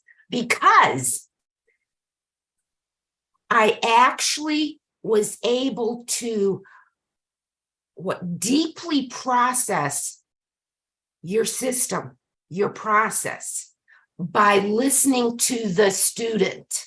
Yes. And I've never been diagnosed, but I probably have specific learning disability, anything with numbers, even simple basic arithmetic. I mean, if I'm if I can mess up letters, why can't you mess up numbers? No, for sure. When I'm like working on my bank, accounts and stuff with my calculator, I have to literally out loud say, wait, am I adding this to, or am I taking this away? I mean, seriously. So whenever I had to teach a math lesson, whether it's elementary school, high school, I always had a student teach it. Smart. And the kids got it better and faster and retained it longer than with me fumbling through the teacher guide on how to do it, So what a great point, Jody. Really great. Oh, thank you. So that's probably why everyone immediately, they probably don't believe that they can do what I say I do, because they look at me and say, he's this or that or whatever. Yeah, like you're so far out of reach. Yeah. So, but then when you hear Melody talk about it, it's like, I looked all over for Melody's first interview that I did with MDC and I couldn't find it. So if someone got it, send it to me. I'd repost that in a heartbeat. And yeah. What's really neat is when someone just got their first big payday. You hit 25K, these Josh and Mosh, they made over $7,000. And I don't know if you guys caught this in the video, because if you hear this, I promise you, the universe and God's not a discerner of persons. I keep saying that over to over. Did you guys hear that Joshua said last Thursday, I made the same amount of money than I made the first 2 years? Right. And there's something in us that always thinks that it can't happen that fast. But just like Katie said, you find one person, it's like, I get up in the morning, what do you mean they enrolled 30 people? What do you mean they enrolled 50 people? What do you mean they enrolled 61 people? So me, when I log in my back office and I see the volume go 5K, 10K, 18K, month starts over, first 3 days, 15K, 40K, 50K, 60K, 69,700 for the month. And every one of them is going for the next higher position this month. It's like, and so Joshua said that Mosh got in March for free. And then he fear lost him. Did you guys catch that? Yeah. He fear lost him by doing a screenshot of his back office and said, hey, Mosh, there's someone underneath you that just did 90 in volume. And you're going to miss out on this person. You're going to miss the commissions on them. And the guy's like, well, what do I got to do? Then he switches his tension, and then bing, it happens. And I want to thank you. Yeah. More than the stars and all the universes. Every day since January, when I joined you all, I've been reading a chapter a day. I can't tell you how many times I've read this, and I've done the 100-day challenge.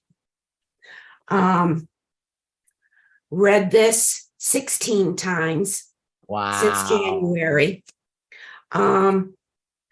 3 times, and now I'm actually doing the work inside here. Okay. Can I just tell you the peace of mind and the clarity of my vision that is now driving me, which is going to lead me to my question in just a minute. Now I'm reading this, and this is a major freaking undertaking, this book. If you have not read it, it's a 45-week challenge. Now, I had to remove the word challenge from my vocabulary because it just overwhelmed me after I read the first 2 chapters. So I'm calling it my 45-week rededication to myself. I just finished the 3rd week. Oh my, and it's all about reading the 10 scrolls. Okay, do some work, my friends. what are the 10 scrolls? So here's my question, and I'm pretty sure which tact you're going to take. So unfortunately, I'm not your direct downline. Doesn't I'm matter. in another person's group.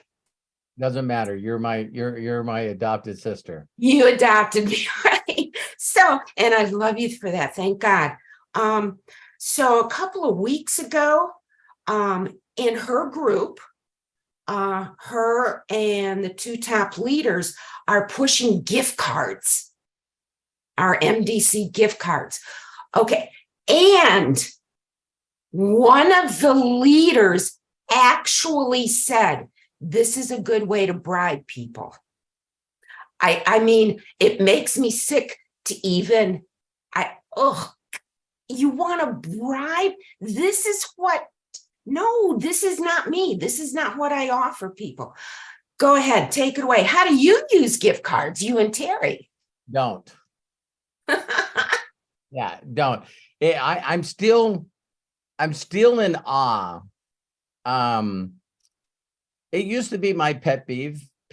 I think I'd never, ever said those words. I've never said it used to be my pet peeve. So thank you, Lord. Thank you. What used to be my biggest pet peeve is going off on people that I knew that were just coming up with the idea of the week. Yes. Yeah, the idea of the week, the idea of the month. And now I just understand that it's just part of their journey. You know, I believe now that a person has to get to some kind of place where they throw their hands up and say, I'm not doing this shit anymore. I'm going to find someone that's documented. I'm going to just do what it takes to get great at what I'm doing. And the one thing that I've learned, Jody, is that you can take anything in life. And there's this new philosophy that if you dedicated 15 minutes of each day to anything, that when you see yourself a year from now, you won't even recognize who you are. And so what spending 15 minutes at just one thing is going to make that Kaizen thing happen for you. Exactly. So you just running in a place of peace because this stuff is becoming internal for you. This stuff is consistently becoming internal for you. And we say that we don't believe right away that it's changing our thoughts until it's very obvious, where you go, man, you know, this stuff used to bother me. Right. And it used I'm getting closer. Yeah, and it's irritating me because I seen, you know, there used to be people that if they were doing different stuff in their group or doing whatever, because, you know, I wish Aaron all the best. I wish him and Kathy the very best. You know, when you get down to where the rubber meets the road, they're good people trying to do their best. Exactly. And if Aaron ever watches this or the meeting message gets back to Aaron, the only problem with Aaron is Aaron. He just hasn't mastered the skill of believing that he can be positive in every scenario. So there's this phrase that my mentor used to say that, you know, the best example you can use is you find out, well, wow, you know, this person's been married 5 times. Or the person says, you know, I don't want to do those businesses because I've done it before. I've tried a number of companies and it didn't work. And no one wants to hear, well, listen, do you know what all those companies had in common? What? You. Yes. No one wants to hear that. And so where Aaron's going now is that he's taking himself with him. He's taking himself with him. And so there's some huge things that Aaron has to do in a spiritual and mental capacity to build a group of any significance that won't disappear. Right. Well, that's all I want to say. So the Aaron Parker that made 60,000 a month here and then watched it go to 4,000 is going to be the same Aaron Parker that's going to show up anywhere until he changes that mentality. And so, and that's like, so like with the question that you asked, that's the deal. You got to really, really be conscious of when you apply some of the stuff out of the books that you're learning.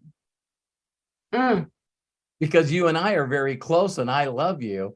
And I always see you every once in a while going, oh, here's another book that I'm doing. Oh, here's another thing that I'm doing. Well, as soon as you bring that out to people, there's only two groups of people that will listen to this video live or recorded. Oh my God, should I get that book? Because they believe that they're missing something. See, they still are not executing on the stuff that they know. So if they start getting that book, then there's another book, and then there's another book, you know. So Bill Shoemaker used to do that. And I noticed I'm really proud of him. I'm super proud of him. And I'm going like, Bill, if you say, so there's two groups of people. One group of people are going, listen, I'm just going to focus on the two books that Robert talked about, and I'm going to master those and give them away. And I'm not listening to anybody else. And then there's another group of people that are going to go, I should get that book. I'm going to reach out to Jody, and because maybe that's the thing I'm missing. You see what I mean? Yeah. And you'll watch people that, you know, again, me, I'm simple. If there's two books that have generated all of my wealth and all my success stories of people, I still believe that I can master these two books. And people would go, Robert, I think you've mastered them. So as soon as I lean into another book or read something different, I notice that it changes me away from the thought patterns that the Think and Grow Rich, I mean, Science of Getting Rich tried to implant in me. That was throwing other thoughts into my mind. And my mind now focuses on those thoughts. And it might be great for personal development, but they might not have the key things that you need to focus on to create an empire. Make sense? So always. Yeah. So there's books that help our awareness and help us become a better us for us. And then there's books that we need to master to help other people get the awareness they need so they can get a payday. Yes. Well, here in the real world, I'm in a monthly local small business networking mixer, right? So for the past 3 months, I have actually been gifting 2 to 3 people in each group, provided they commit to the challenge of reading chapters 4, 17, and 14. Okay, so stay with me here. Stay with me. Yeah. So you know I listen very well. Oh, and your retention, your memory is off the charts. Okay. You remembered Luna's name. Yeah. So here's a woman that when she says the word challenge, she sort of had to pull away from that word because that's the way I am with the word work. So the word that you needed to pull away from, you're going to share that word with other people to challenge them. Wow.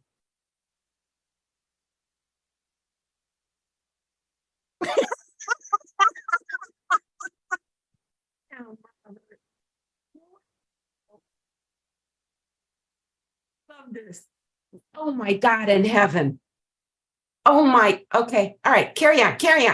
No, so I think I how many people watch Jody go through an aha moment, and it's like again, why do people things? It's bizarre, and so when you look at it, it's like, you know, I used to tell people, why would you work for somebody else and not work for you? When I hated the word work, I think every time I say the word work, I'm going, who wants to work? It's like my mentor used to tell people all the time, what I need you to do, Jody, is I need you to go back to school. Where that was one of the worst experiences of my life. Well, why do you need to tell people they need to go back to school if they hated school? You know what I mean? So there's these words that I've had to take out of my vocabulary that I don't. So when my kids would ask me all the time, Dad, what are you doing tomorrow? What are you doing this weekend? Building the empire. And people are like, damn, I like that. And people that are more spiritual, I can say, well, my goal is to help create the kingdom. I'm a warrior, and my goal is to be one of those warriors to expand the kingdom, to get the kingdom to be what it needs to be. And so there was words that I would use like that, but then when I was talking to people, I was using words on them that I didn't like. Because you'll go from a place, Jody, of wanting to, and this, I just wish that someone would get in my group. I just wish that somebody would get my group. And no, that's not true. You want someone to get in your group and do something. Yeah. I would like people in my group to actually go out and start building the group. Okay. So then maybe that's what you should be doing. Well, yeah. So if you're not dedicating a certain part of your time to practicing and executing the stuff that you learned, then you're not going to attract the Judys in the world that you need to make your empire happen. Because they don't get to see you executing, they get to see you learning and challenging.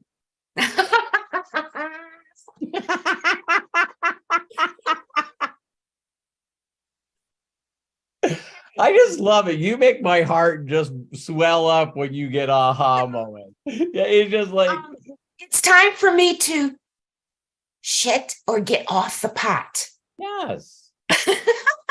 take the things and execute. See, there's stuff that I do, Jody, all the time, expanding who I am as a human being and expanding my spirituality. But I'm not going to tell anybody about it. I'm really weird. It's like I need to learn something and then I got to really master it. Then I got to execute it. And for me, it's different because my mentor beat me up on this. He's going, Robert, what you learn to do and who you are does not cause duplication. When are you going to stop learning stuff and sharing it with people? Because confused people do nothing. When are you going to give them one assignment, and that only assignment is for them to do that assignment so you can take them to the next step? So stop teaching people stuff you've learned and only help them execute the stuff that they need to get a belief check. Stop that. Because damn it, I'm stopping it right now. when you're in the personal development world, our job all day, every day is to grow, right? You're either dying or you're growing. So, that's where I see Bill. Bill's constantly, finding stuff to make him a higher level. But then what he feels in his heart is that when he learns something new, then he's got to share it with the world. And what he does is they're going, man, I've known Bill Shoemaker for a long time. And if I counted up all the new things that he shared with me, I can't get through them all. You see what I mean? And so all of a sudden in a couple of, ask me anything or any circles, I was going, Bill, if you could do me a huge personal favor, I know you're excited about this new stuff that you're learning, but could you stop sharing it with the people that I'm trying to get to the next step? And Bill's like the normal person that Bill is. His heart's bigger than his chest. He's like, that didn't feel very good. I was just trying to help people. I'm going, helping people is not confusing people. Bill, I need you to focus on the stuff that I taught you. Let's master that and let's get you to rank advance. Let's get you, because you guys will notice the bigger you get in rank and the more money you make, the less you'll teach. Oh. But you'll run into people that hit higher levels But now what you're doing is you're having pretty intense masterminds with them all by themselves. Because 25Ks needs to know a little bit different stuff than a 1K. And people that are not 1Ks yet need to master the stuff that they're still scared to do. They're not going to get better at doing that stuff. So they'd rather learn, Jody, than they'd rather learn and know, I'm just joking with you here, but they'd rather learn and go to mixers than fill up those boxes. Uh-huh. Oh, I got the boxes going. So thank you, Jody. I always love talking to you. Thank you. You're a wonderful spirit, like virtually everyone here, but I love your energy, and I also love your expressions. So some people have seen an aha moment, or a lot of people have had an aha moment. I love when I'm working with you because they get to see an aha moment. Thank you. Thank you. So give Luna a hug and a kiss for me. Thank you, Great job, everybody. Luna. Happy anniversary. Thank you so much. Thank you. Jody, thank you so very much. And Bill, hang on, because you're coming up. I know that you kind of took your hand down, but we're not letting you off the hook unless you want to. Unless you want to. Okay? So you tell me if you're there we go. His hand just went up again. Okay. No, that I was to never mind. Anyways, let's move on. Awesome. All right. We got still a few people left to go, Robert. I know, we're coming up on a look a little marker here, but we got 1, 2, 3, 4, 5. I think 5 more people. Let's see if we can get through them. If everybody starts leaving, then I'll just finish with the people that are here. All right, very good. And then if not, if you got to leave, let us know and we will carry it through the next. Let me know, Craig. Let me know, Craig, if you got to go. No, I'm good. I'm good. Right. This is enjoying. I hope everybody is watching. I hope everybody's taking notes. And I just want to say also, any of the links that we are talking about in this AMA, they're in both chats. In other words, the YouTube chat as well as the Zoom chat, and they will also be in the description later once we conclude this AMA. So just letting you know, there's also a way to download all of the messages later on. We will go ahead and share that with you, especially those of you that are in Zoom. So thank you for indulging me a little bit. Everybody give Craig a hand, man. It's like, I know I cover a lot of stuff, but man, I believe a person could learn how to be successful if they did nothing but just follow Craig's notes and Craig's links. So thank you, Craig. I love you. Love you too.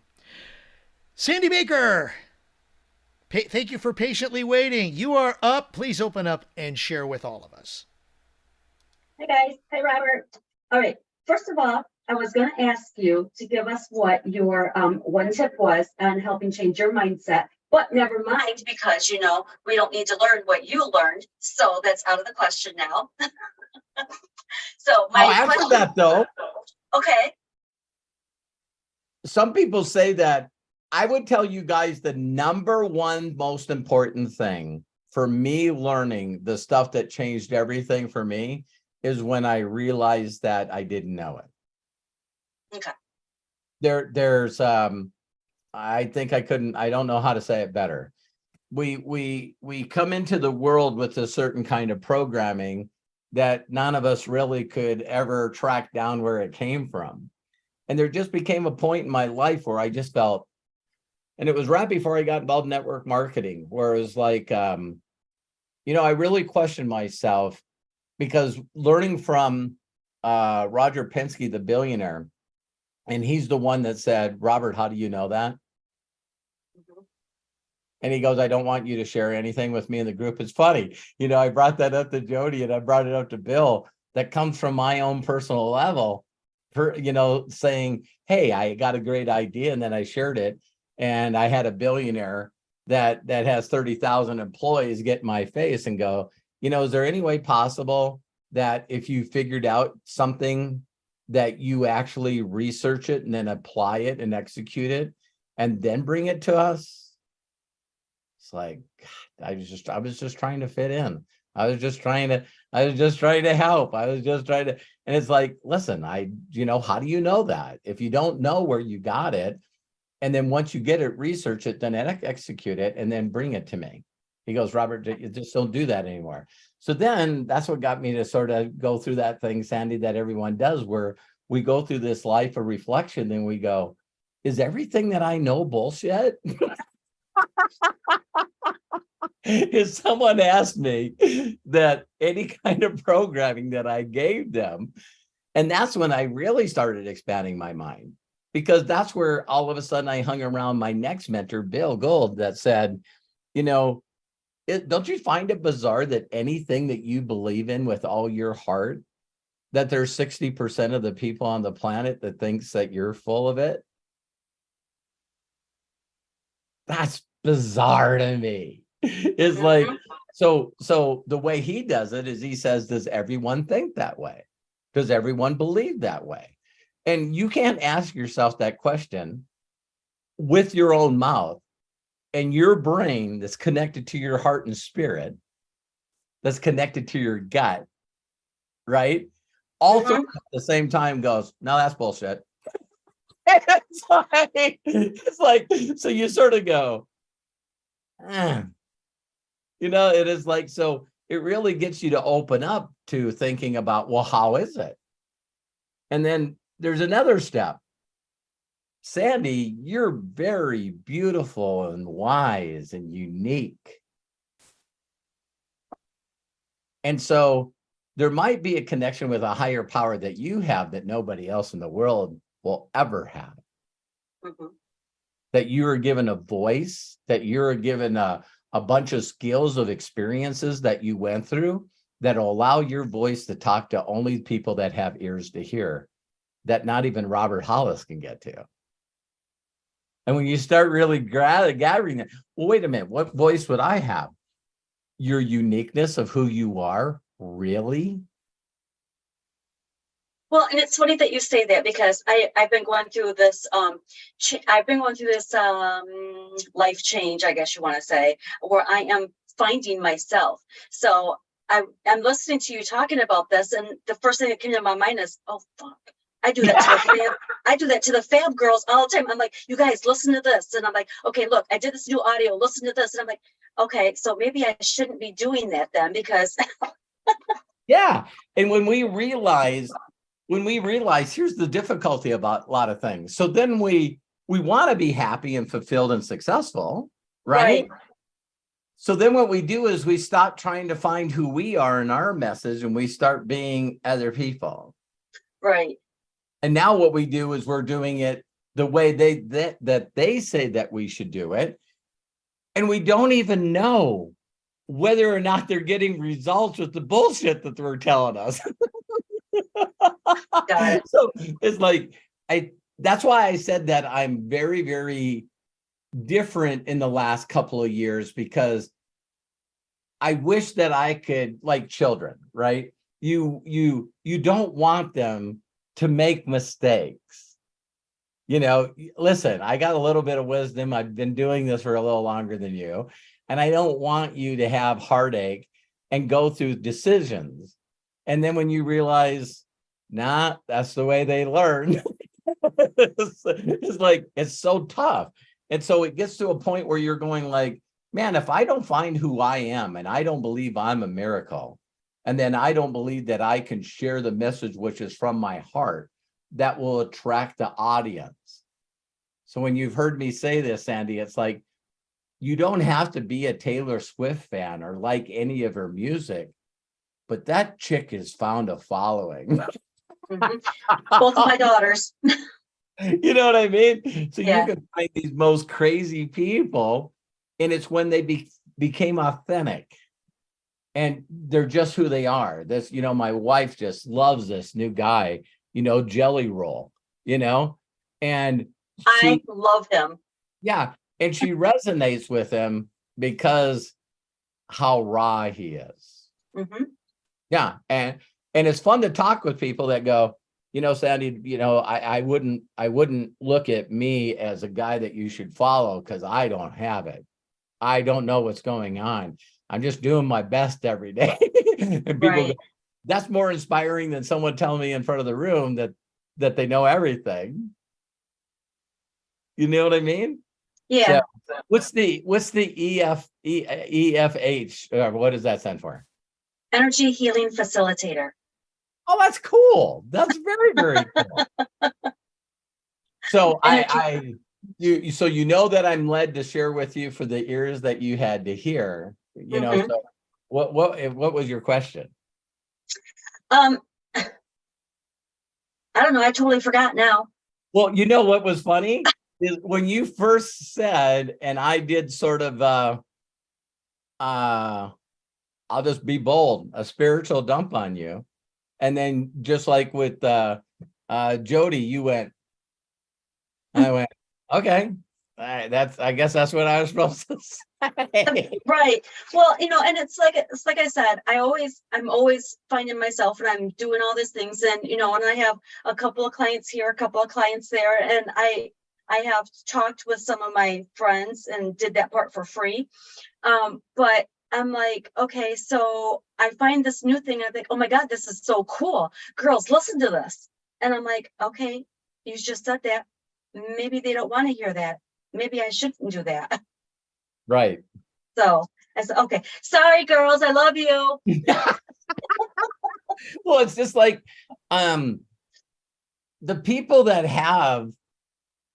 I know you've heard me say this, but I love this statement.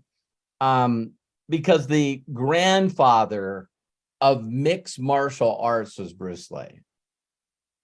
He was the first guy that went, I know karate, but there's some weaknesses to karate. Mm-hmm. And that's what he said. So wrestling and grappling, and then there's judo. And he's like, what if people found the best of all these things and started mixing them together? So of course he come up with the own name of his own style, right? But what's unique about that is people would ask him and say, so if you're doing this, if there's someone out there that's a black belt in this and a black belt in this and a black belt in this, are you scared of that person? And he goes, no, not at all. He goes, the person I'm scared of is the person that practiced one technique 10,000 times. Mm-hmm. Because you're not going to see that coming. So me being in mixed martial arts, it's when, Chuck Norris came up with this spinning back fist that no one had been hit with. And he would do 3 moves before he did that your mind would 100% tell you that I'm going to get kicked or hit from this side. And so your body starts cringing because he hit you in the leg and he hit you in the chest and then he punched you. So now you're leaning this way and then he spins the other way and the back of his fist catches you right on the chin and you drop. Yeah. And so, there's not too many people that gave, he was a 6-time world champion. And so if Bruce Lee invites you to be in your in his movies, you got your stuff going on. So that's what he was saying. There's certain people that say, okay, I don't want to know it all. I want to master the thing that makes the biggest difference. Yeah. And that's why I think that I had the intuition to ask you what the EHF was. Because the thing that I believe that you, maybe not everybody, but you need to master is how fast you can connect with another human being. Because when you guys learn to be there for other people and make other people feel good, there's a lot of people that I tell them that they shouldn't do this business. I don't think you're right for this business right now. Yeah, but I need to make extra money.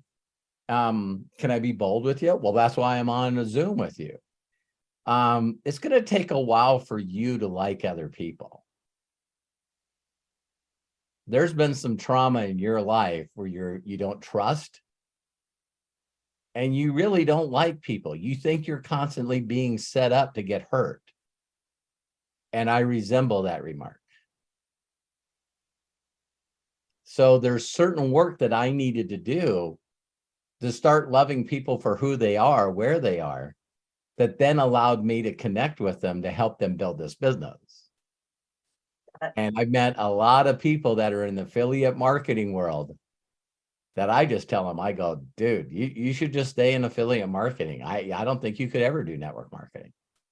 I can do anything. Dude, you hate people. You don't even want to connect with people. Well, I just thought that I could send out 1 billion emails and maybe do some. So all you want is people to click on a link and buy stuff from you. Don't you want to reach out to them and say, thank you very much for believing in me and purchasing my course? No, I don't want to do that. This ain't the business for you. I got it. You being in healing work is like, can you, oh God, Sandy, could you teach me that? I got one problem though. What? I don't really like people. Robert, she has said that before. I'm telling on Sandy right now. She's like, I don't like people. I sold What'd your you ass say? out. Sorry. But she said that. And I would just look at her like, okay. But look at her now. Now, She Katie, loves- Katie, have you and I ever talked about Sandy? I don't know. No. I'm like, not unless she's in the room or she's on the video thing. No. No. So I need you to know, Sandy, where this information Keeping it real coming for from. you, babe. Keeping it real for you. Yeah. Just so I So- love people now, though. yeah. I had to learn to love myself first before I could love other people. Yes. Yes. As soon as I found out that I was a miracle with all of my freaking flaws, I know some of the stupid thoughts I have on a day-to-day basis. And I'm going like, I hope that person didn't read my mind that I just wanted to slap them right now. You know what I mean? It's like, so when I started finding out that I wasn't that weird, that for whatever reason, God doesn't make junk.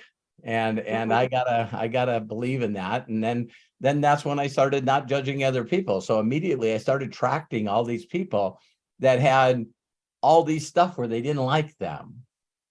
So that's where my voice is. Mhm.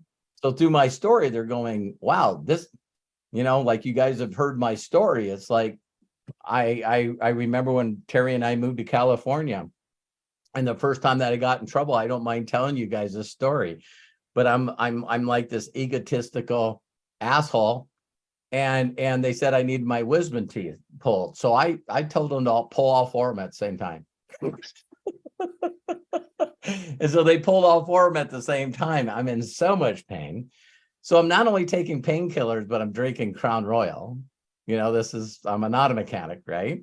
And so my brothers moved out to Long Beach. So they come to the Valley and they're going, we should go do something. And Terry's going like, you're drugged up. You're drinking Crown Royal because your face is all swollen.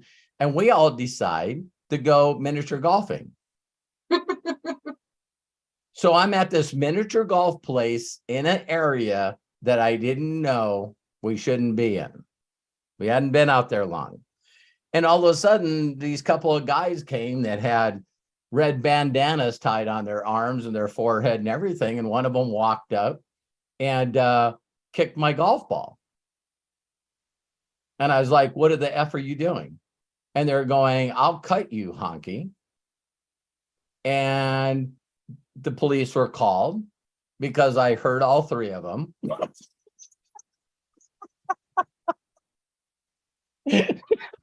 My wife, my girlfriend at the time, freaking out. My brothers are running because they're on parole.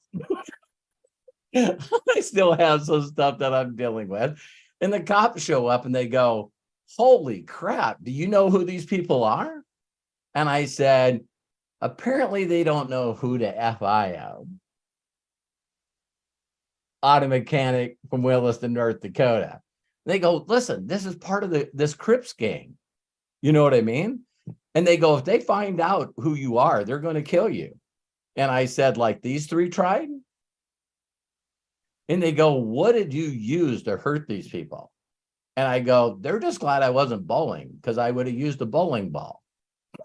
And they're going like, where's the putter? I go, what putter? So I'm in jail. And I just thought I'd throw that out there, Sandy, to sort of get you in sort of the mentality of who I was before all this personal development. So why did I bring that up to you? You know, so I'm sitting in jail on the weekend, and then this investigator comes and he goes, I heard that you took these guys out. And I go, yeah, they kicked my golf ball. And he goes, and that's the only thing that set you off. And I went, yeah, they were messing with my golf game. I was having fun. He goes, dude, you need some help. And he let me go. He let me go. And I'm like going, and that's not the only time that happened.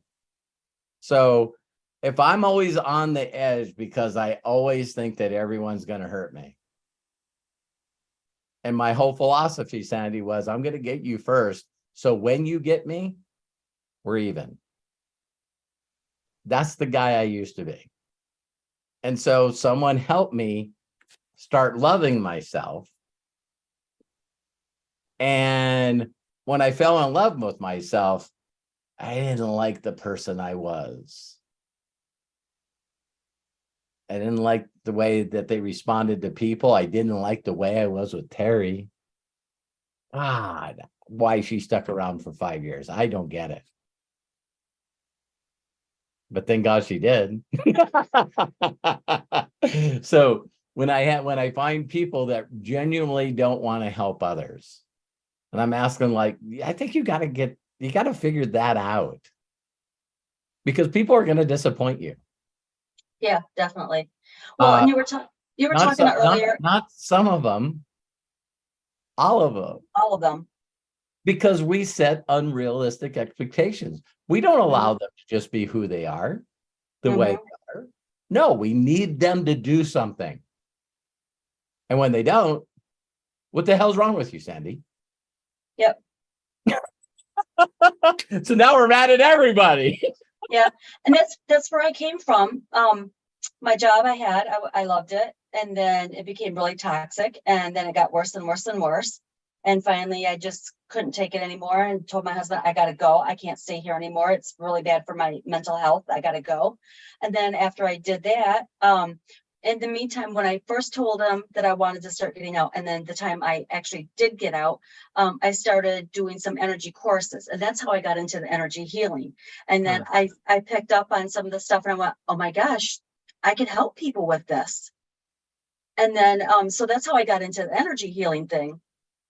But anyway, so I understand, that's where I went to, and my mind was like, oh my God, everything's always attacking me and I can't do this and I can't do that right. And what the hell's wrong with me? So that's where I came from.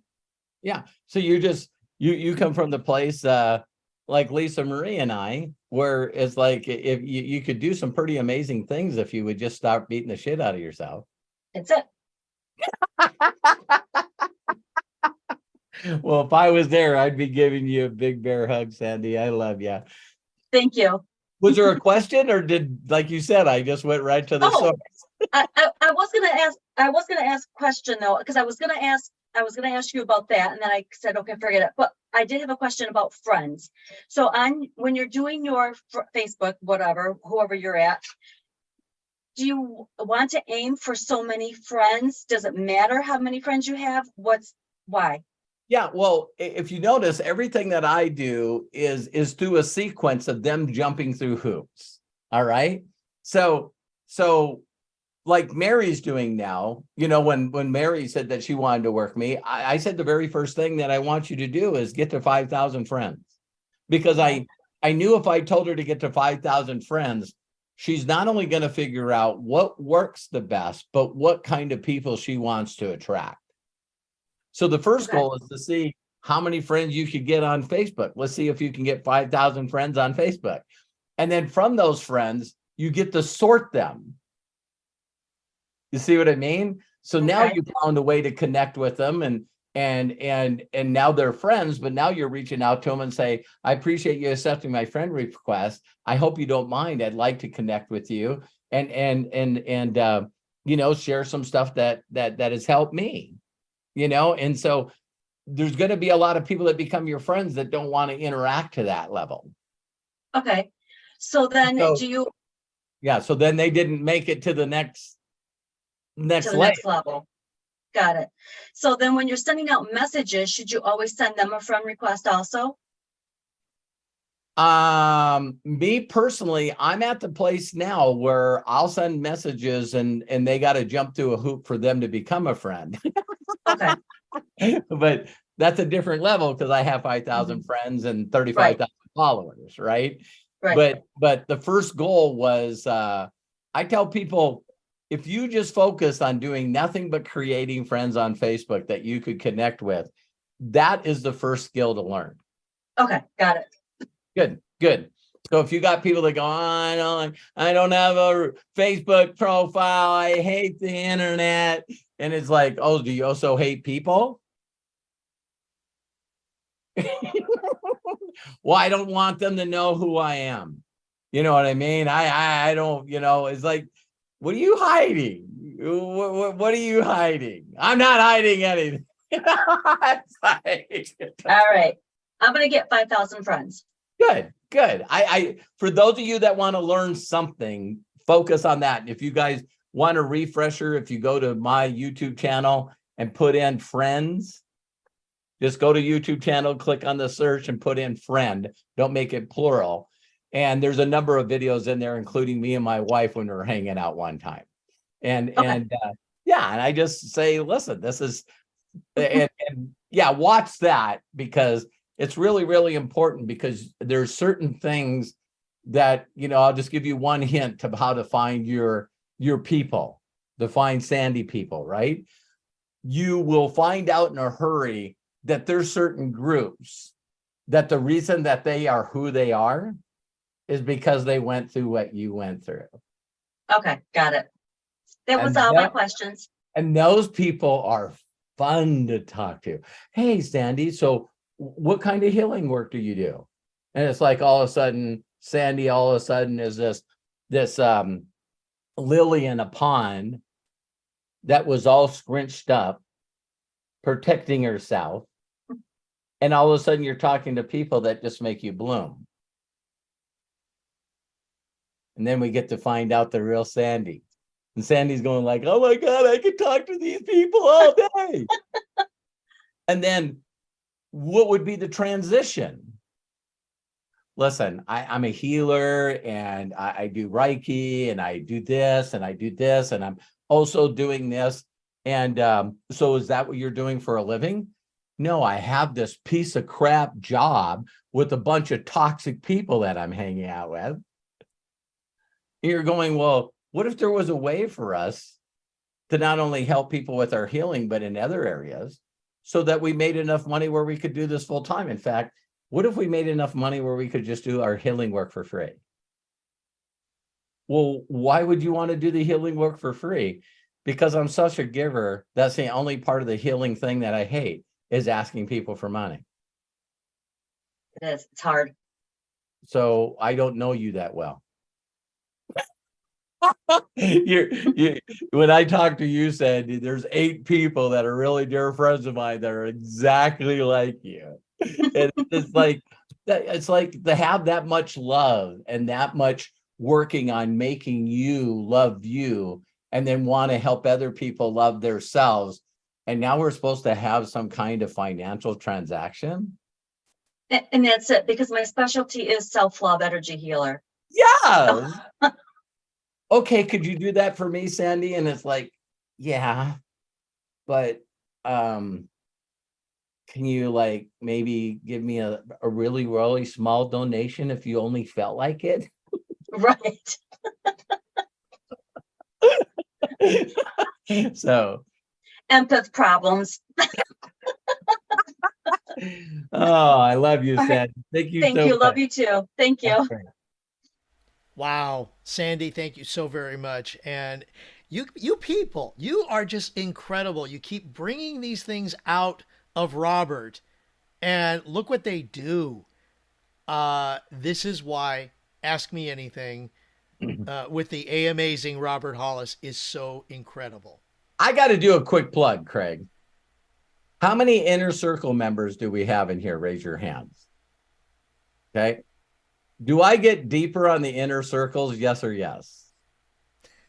Yeah. The only difference between AMA and inner circles is I get to call you to the mat a little harder. And I'm like going, listen, this is what you need to do. So I love my inner circle members. I just wanted to throw them out and congratulate them. And of course, to become part of the inner circle, if you're not part of the inner circle, as you go to roberthollis.com/join, or if you're watching on YouTube, look down at the bottom of this video. There is a join button. Click on that, and you're part of this amazing group of people. And as Robert just shared, we go further than just what you're hearing right now. This has been an amazing AMA. I mean, if people watch this and go, is there any doubt in your guys' mind that I care for you? I care for you more than you care for yourself, even if you're watching this recording. It's hard to get yourself on track when you don't love yourself. So stop being a robot. All right. We've Talking got about robots, John Tier. No, I'm joking. John, you're hang on, you're coming up.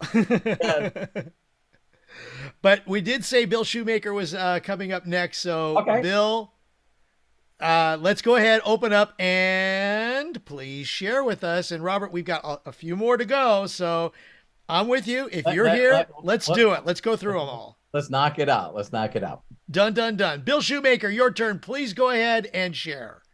Thank you, Craig Jackman. Love you, brothers. Wow. Ooh, you're right. This has been an amazing AMA. Ooh. Yeah, Robert, my last excursion was Aaron Parker. He got me into Mark Halbert's video challenge. Ah, that was the last one. Okay, that was it. I'm calling you on it. Yeah.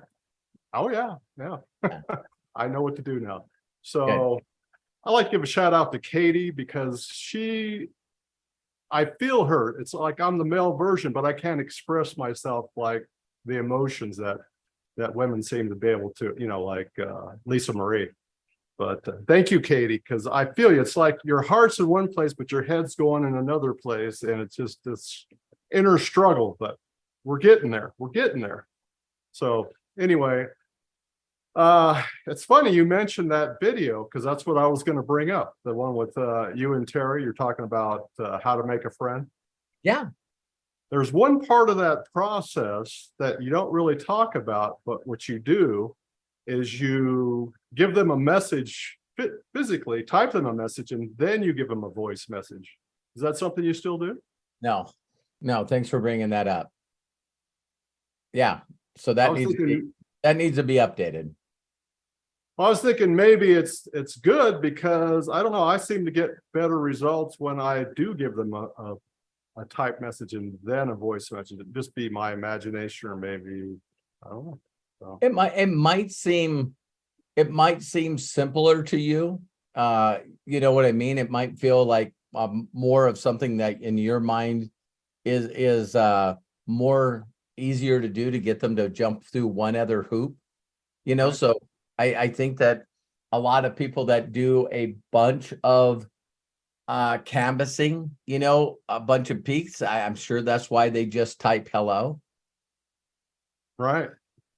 You see what I mean? They just type hello. Me personally, I'm always trying to reduce steps. So I'm always trying to ask Right. myself, can I take another step out of the process to make it work faster? So in that example, I'm not going to tell you that you shouldn't do that. I just know that me using voice clips are finding me the right people faster, All right. and it's taking less time. So when you wish happy birthdays, do you type it out first and then do a message, or is it the same? You just You know what? I do type it out. I do I type do it. too, and I get better results, I think. Yeah, but I don't do it. I don't do it in the message box. I do it on their wall. Oh. Yeah, I reach out to people that are on their birthdays, and I actually put, Bill, you're a blessing. Have an amazing day and year. Happy birthday. If I know them personally, I'll put love and appreciate you after it. So if you're getting a birthday message from me and I don't put love and appreciate you, it means nothing.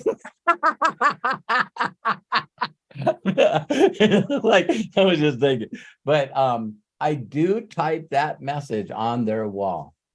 I do type that message on their wall.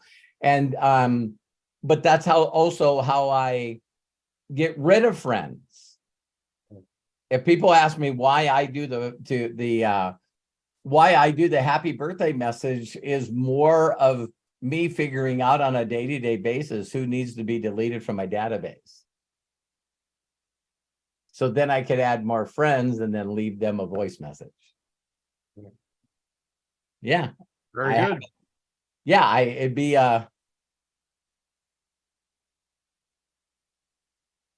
that was such a straight question, Bill. I know that I've built large organizations that have made me millions of dollars before I did the voice message. So that's why I'm not telling you not to. Right. You know, what's going to happen as you figure this out is you're going to, because of time, you're probably going to take that step out when there's so many people you got to connect with on a day-to-day basis. So maybe at the beginning, I'd say, if that makes you feel good, do that. All right. Nice. Hey, I was thinking, you said you hated the word work. It's a 4-letter word. Yeah. Right. So is play. Oh yeah. Yeah, it's there's certain words that, if you guys keep working on your awareness, there's certain words that should tweak you. I see David Oliver's coming up, and this guy's a very, very, very successful entrepreneur already. And so I've run into very successful entrepreneurs that go, I'm not comfortable telling people that they can start their own business. Because I'm doing my best to get out of mine. So it is funny where, as you're saying words, if you're aware, the more congruent your message can be of something that you're actually trying to help other people accomplish. So you guys will see how fast I pull back on my, I know people that make a lot of money, but I know a lot of people that are not connected and have no freedom. So as I trust my instincts and talk to them, sometimes people want to get in an ego thing with me. And I go, why don't we jump on, and again, I trust my instincts. If you guys can that's why, if your feelings are to start with a text message first, I wouldn't make it any more than hello. But I immediately, when I say that, it's like, whatever was the first message that you sent to them, you got to understand that you're giving them how would you feel if, how do you act if? That's one of the things that I know Melody's mastered. And so if someone sends you a message and all it says is hi or a wave or hello, what is your first thoughts? And then ask yourself, if you're doing that to other people, are they having those same thoughts? And then maybe you got to now work around that. So in my sharing with you why I converted to doing voice clips is I noticed that the people that sent me voice clips, that there was a part of me is like, God dang it, I gotta listen to this. I just gotta listen. It's like, even if they're trying to scam me, I gotta listen to this voice clip. And then because I sort of had that expectations when I clicked on it, and then it was something nice, I went, that's cool. I don't know how many of you have been approached by someone in Facebook Messenger where when they approached you and how they approached you, you went, that was pretty cool. That was pretty cool. See, that would be something that I would attempt, but always understand, Bill, that you guys gotta immediately, even when Sandy was talking about some of the things that they looked at, is don't think about whether or not you can do it. Think whether or not you can have thousands of people feeling comfortable doing it. See what I mean? So, when I paid Ray Higdon a lot of money and I had to do a video every day and then have Terry transcribe that video every day, and then Matt turned that into a blog post every day. And all we're doing with that is trying to find leads that we could get them in our mailing list that turned them into a $7 course that turned in. See, so it was like, I was willing to go down that route because I thought that's what I wanted. And it really turned out that that's not what I wanted. And because I'm so consistent and willing to do whatever it takes, I make money on every damn thing I do. It's just that I immediately realized that the effort and the stuff that me and Matthew were doing, the amount of money that we were spending, the amount of dedicated time that we're doing, I knew that no one could do that. It became very apparent to me. It'd be like, I know you guys know there's a whole group of people out there that says, hey, Bill, I'm doing my next book. And for a small fee, you can write a chapter in it. Now you could be known as a co-author. I know that's a way to make money. It's just not my way of making money.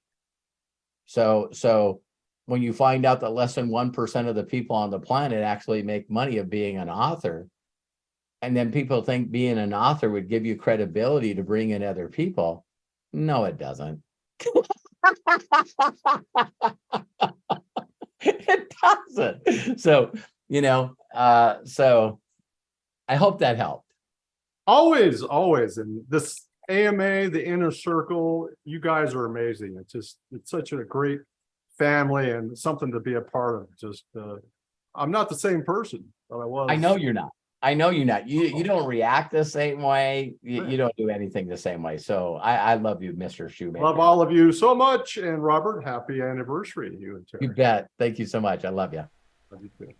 Bill, thank you so much. And Robert, I'm going to just kind of piggyback a little bit from somebody who had shared something in the chat.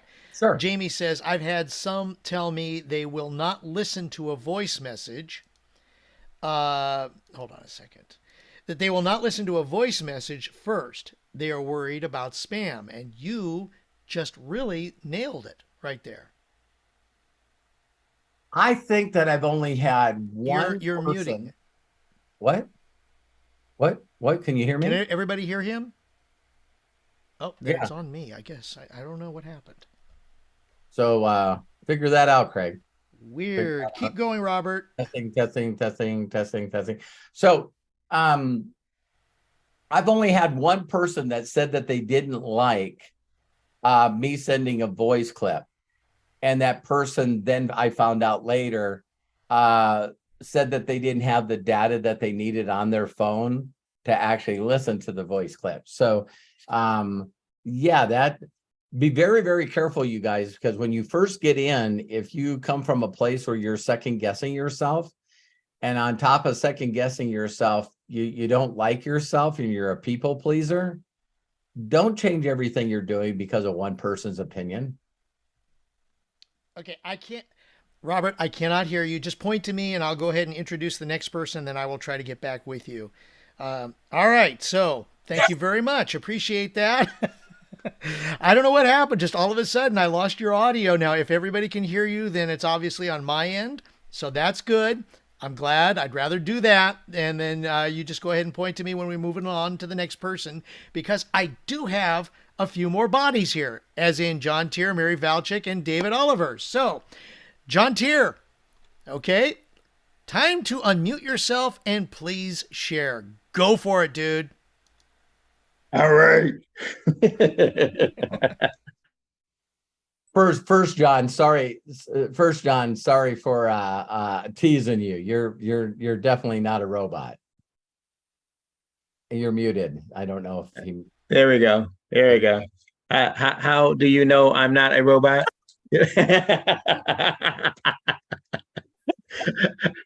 You know, they have these Android versions today, you know, AI. That's crazy, isn't it? Oh my goodness. Man, this has been very, very, very enlightening. This has been a very, very enlightening AMA for sure. I needed to kind of go back to something about the science of getting rich. I didn't realize that you were sharing actually not only the video, but also the Wikipedia book as well. I didn't know those two things were going together. So I made a note of that and got that together. Oh. And then, but you did kind of change how you were actually saying it, because Robert, I take notes and I type like verbatim everything you say word for word. Sure. So tell me the simplest way that you are sharing the science of getting rich, and because it looks like it's gone from like maybe 15 seconds to about 2 seconds. So yeah. You know what? Again, John, where you're typing down what I'm saying, and then what I actually do is more of following my instincts. Mm-hmm. All right. So there might be these couple of sentences that are added in. When I reach out to someone and say, oh, by the way, I'd like to share with you a book that my mentor shared with me that really made a huge difference in my life. And if you want to shorten it up, and that's probably where Craig got this, is, you know, he told me to read, you know, or listen to 4, 17, and 7, you know, in that order. Okay. Yeah, I do say that. Okay. Okay. So there are times where I say that, and there's times that I don't. And, Okay. and yeah. So, and I noticed that with Joshua, you know, he said, you know, here's a gift for you, John. And then underneath there, he said, this is the God memorandum. And then he said, this really, really did something for me. Robert, to speak to that, something that came to my mind, understanding the culture of the Nigerian culture, you know, the hairy Christian culture.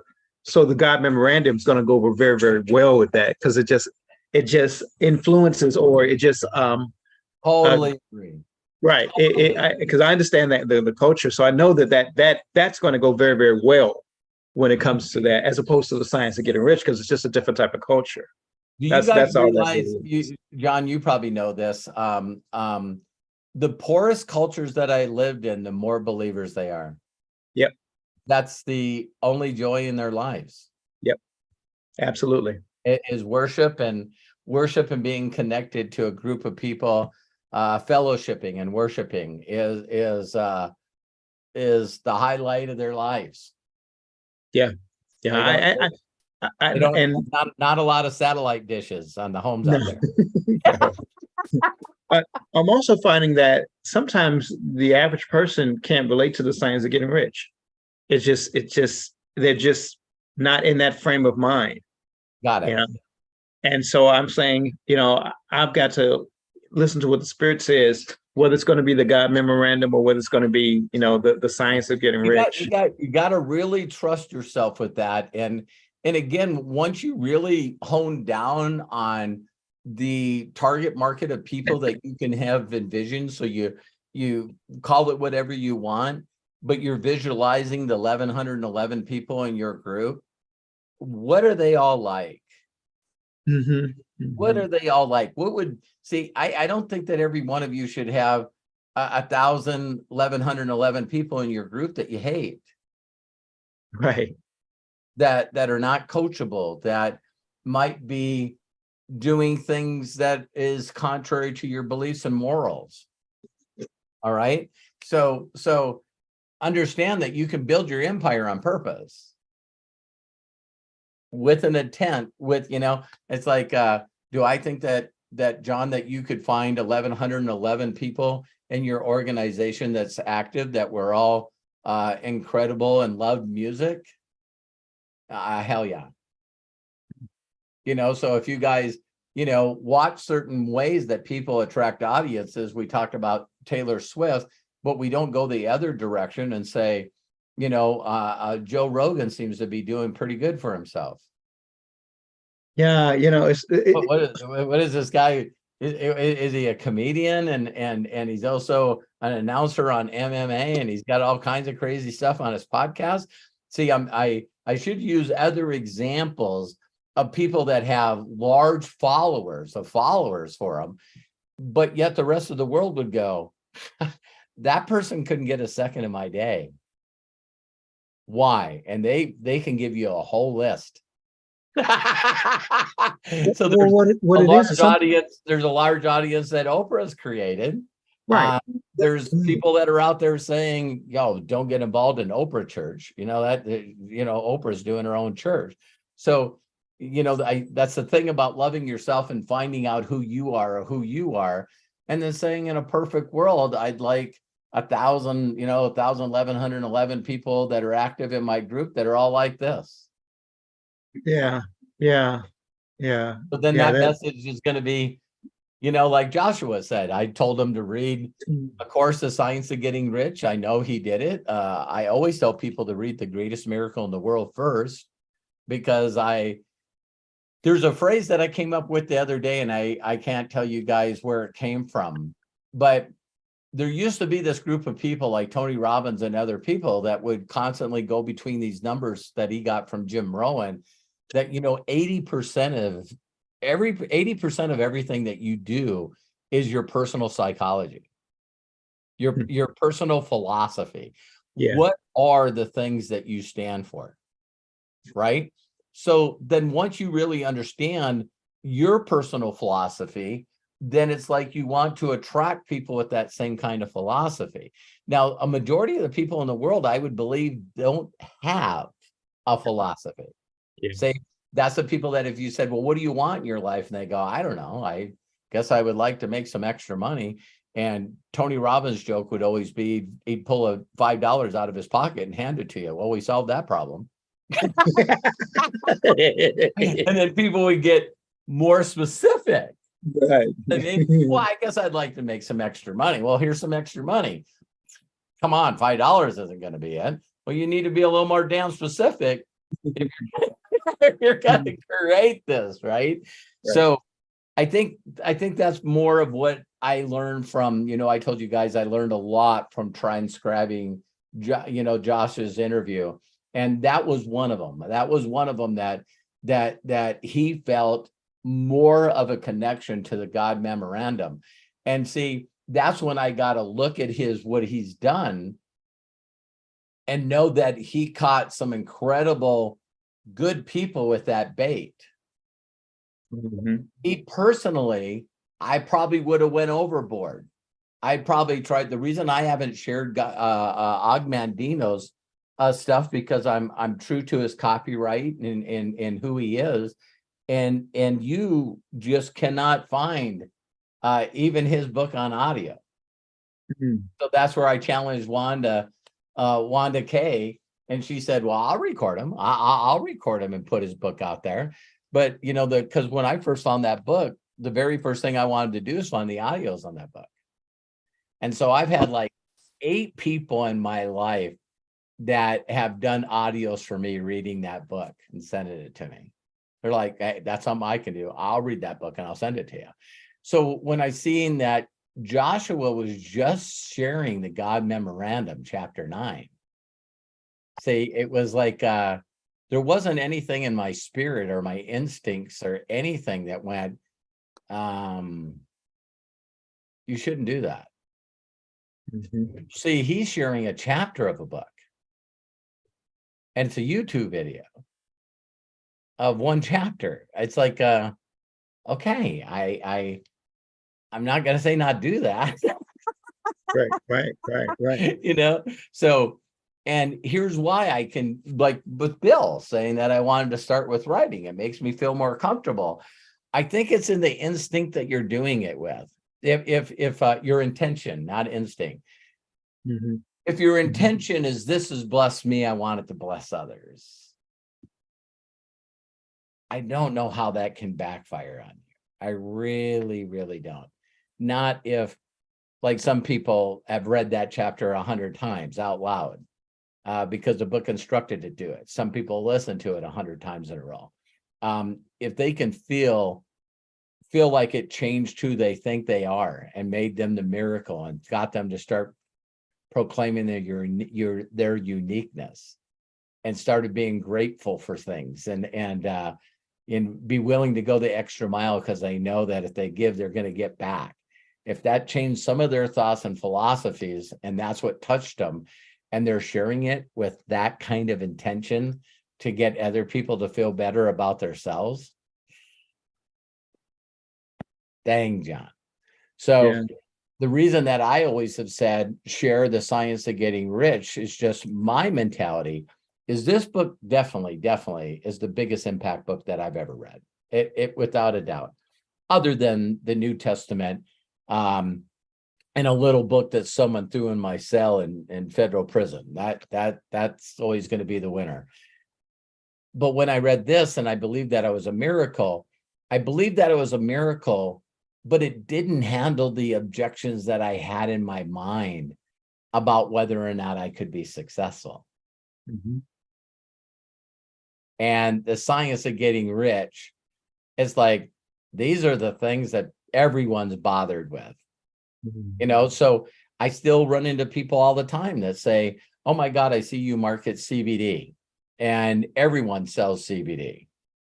And I'm going like, you don't understand that there's 8 billion people in the world and there's enough of abundance that you could carve out your 1,111 customers or affiliates that are buying it at wholesale and you're quitting your job and helping a whole lot of other people. So you get these people that are constantly asking for territories. Well, is there any leaders in Ghana? Because I want to be the only leader in Ghana, or I can't do the business unless someone's in Ghana. It's funny, they got all these excuse-itises in their head, John, and that's why I lead with the science of getting rich, because I'm looking for people that are sick and tired of the income that they're making and they're willing to make a change. It's interesting. Something you just said, and I'm going to have to go back and watch it because it was really profound. It kind of went by me very fast, but maybe in my mind, because something kind of clicked. How I'm sharing the science of getting rich. What you said was that it didn't address if whether or not you could be successful or not. And when I think about how I'm sharing it, I'm really not sharing it with that mentality of does this address whether or not you could be successful? I'm simply saying you should read this book because it helped me. But maybe I should be saying something that says something along that line that says this is one of the things that I tell people is, when I read that book, there was a couple of things that really hit me in the face hard. And you guys know that as you're learning, when the student's ready, the teacher appears. So there's been a number of little things that have nailed me. But one thing is this whole concept that success is not monopolized. That was a huge, huge barrier for me, because I was just mentally totally believed that, that people with college degrees that were way smarter than me were the people that are always going to employ me. And that somehow, because of what I went through in my life, John, that this was really a frickin' rigged game. And not only was this a rigged monopoly game, but for whatever reasons why I wasn't very grateful is because I was a victim. I was a straight out frickin' victim, and this game is rigged, and I'm gonna have to cheat, lie, and steal to even get where I need to be. And it's funny how you can run into those people, right? They know that everything is rigged against them. And so why wouldn't I take a life of crime? Why wouldn't I, do things in an unethical way? I don't know if you guys seen the video, it's totally getting off track, but there's a video out there right now where a guy goes into an open garage and steals a bicycle, and this golden retriever comes out. And you see the niceness and the sweetness of this guy stealing this guy's bike. So the golden retriever comes up and he just like, bam, puts the bike back, starts petting the dog. He goes, this is such a nice dog. And you can hear him. You can hear him talking. And he's going, where's your daddy? You know what I mean? Is your dad around? And then all of a sudden he looks in the garage and he goes back to the other guy. And he's going, I could use everything that's in this garage. And then he goes back to the dog and he's petting the dog and the dog's like clubbing up on him. And he's like, dang it, I gotta go.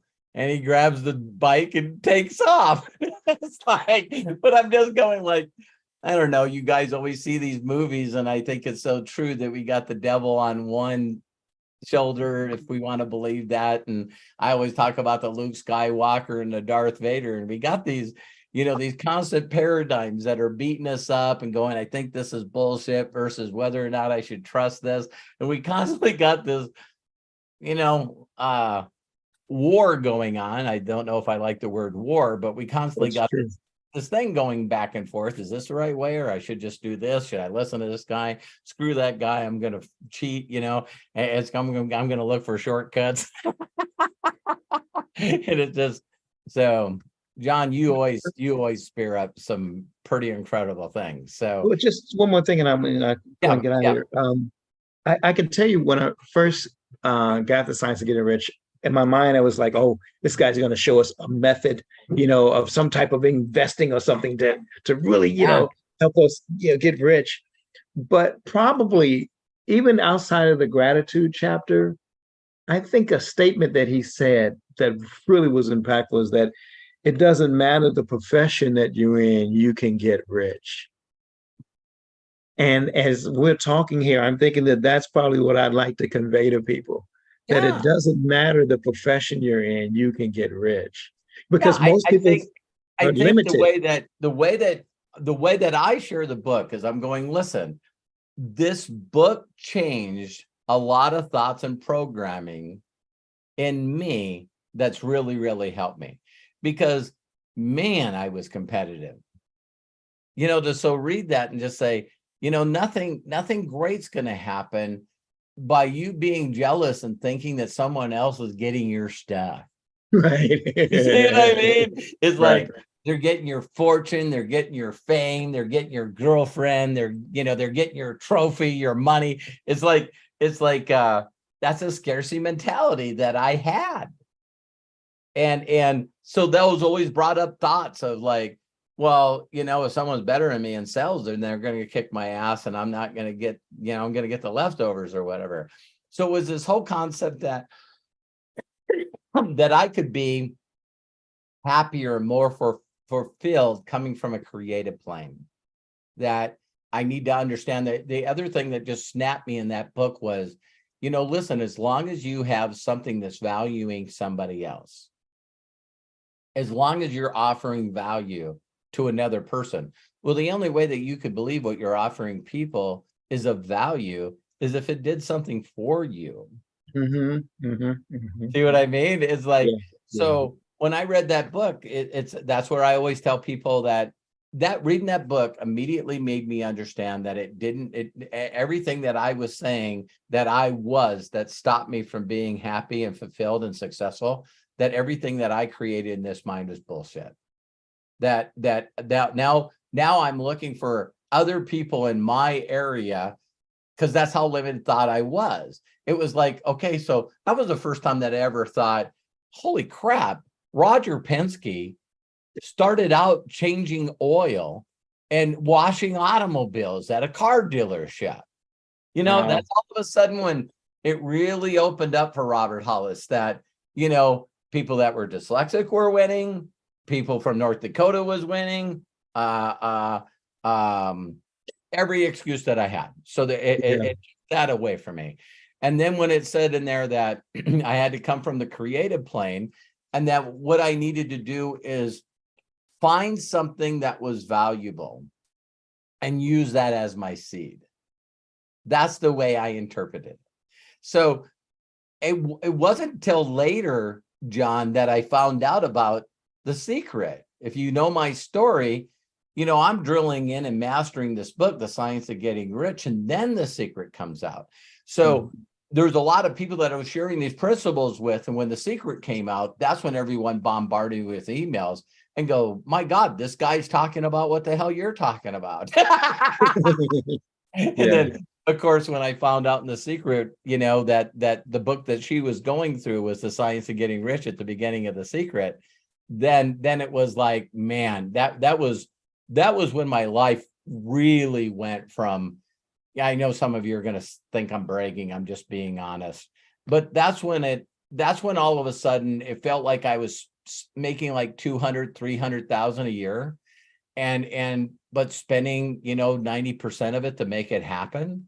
There was a couple of really big shifts in my life when I watched The Secret and then said, I am going to study every damn person that was on this video. That's why I still have that list today of all the people that were in The Secret, including Abraham Hicks that they took out. And then I started devouring all their stuff. So see, now this really took me to the next level, because each one of these people, like, people don't know that Bob Proctor's book is named after one chapter. Born to Be Rich. So you said, I'm just gonna focus on one damn chapter and launch his whole career. So it was stuff like that where all of a sudden I seen all these very unique animals from all different races and all different things, you know, Buckwith and all these people. And I was going like, damn it, it's not just one person.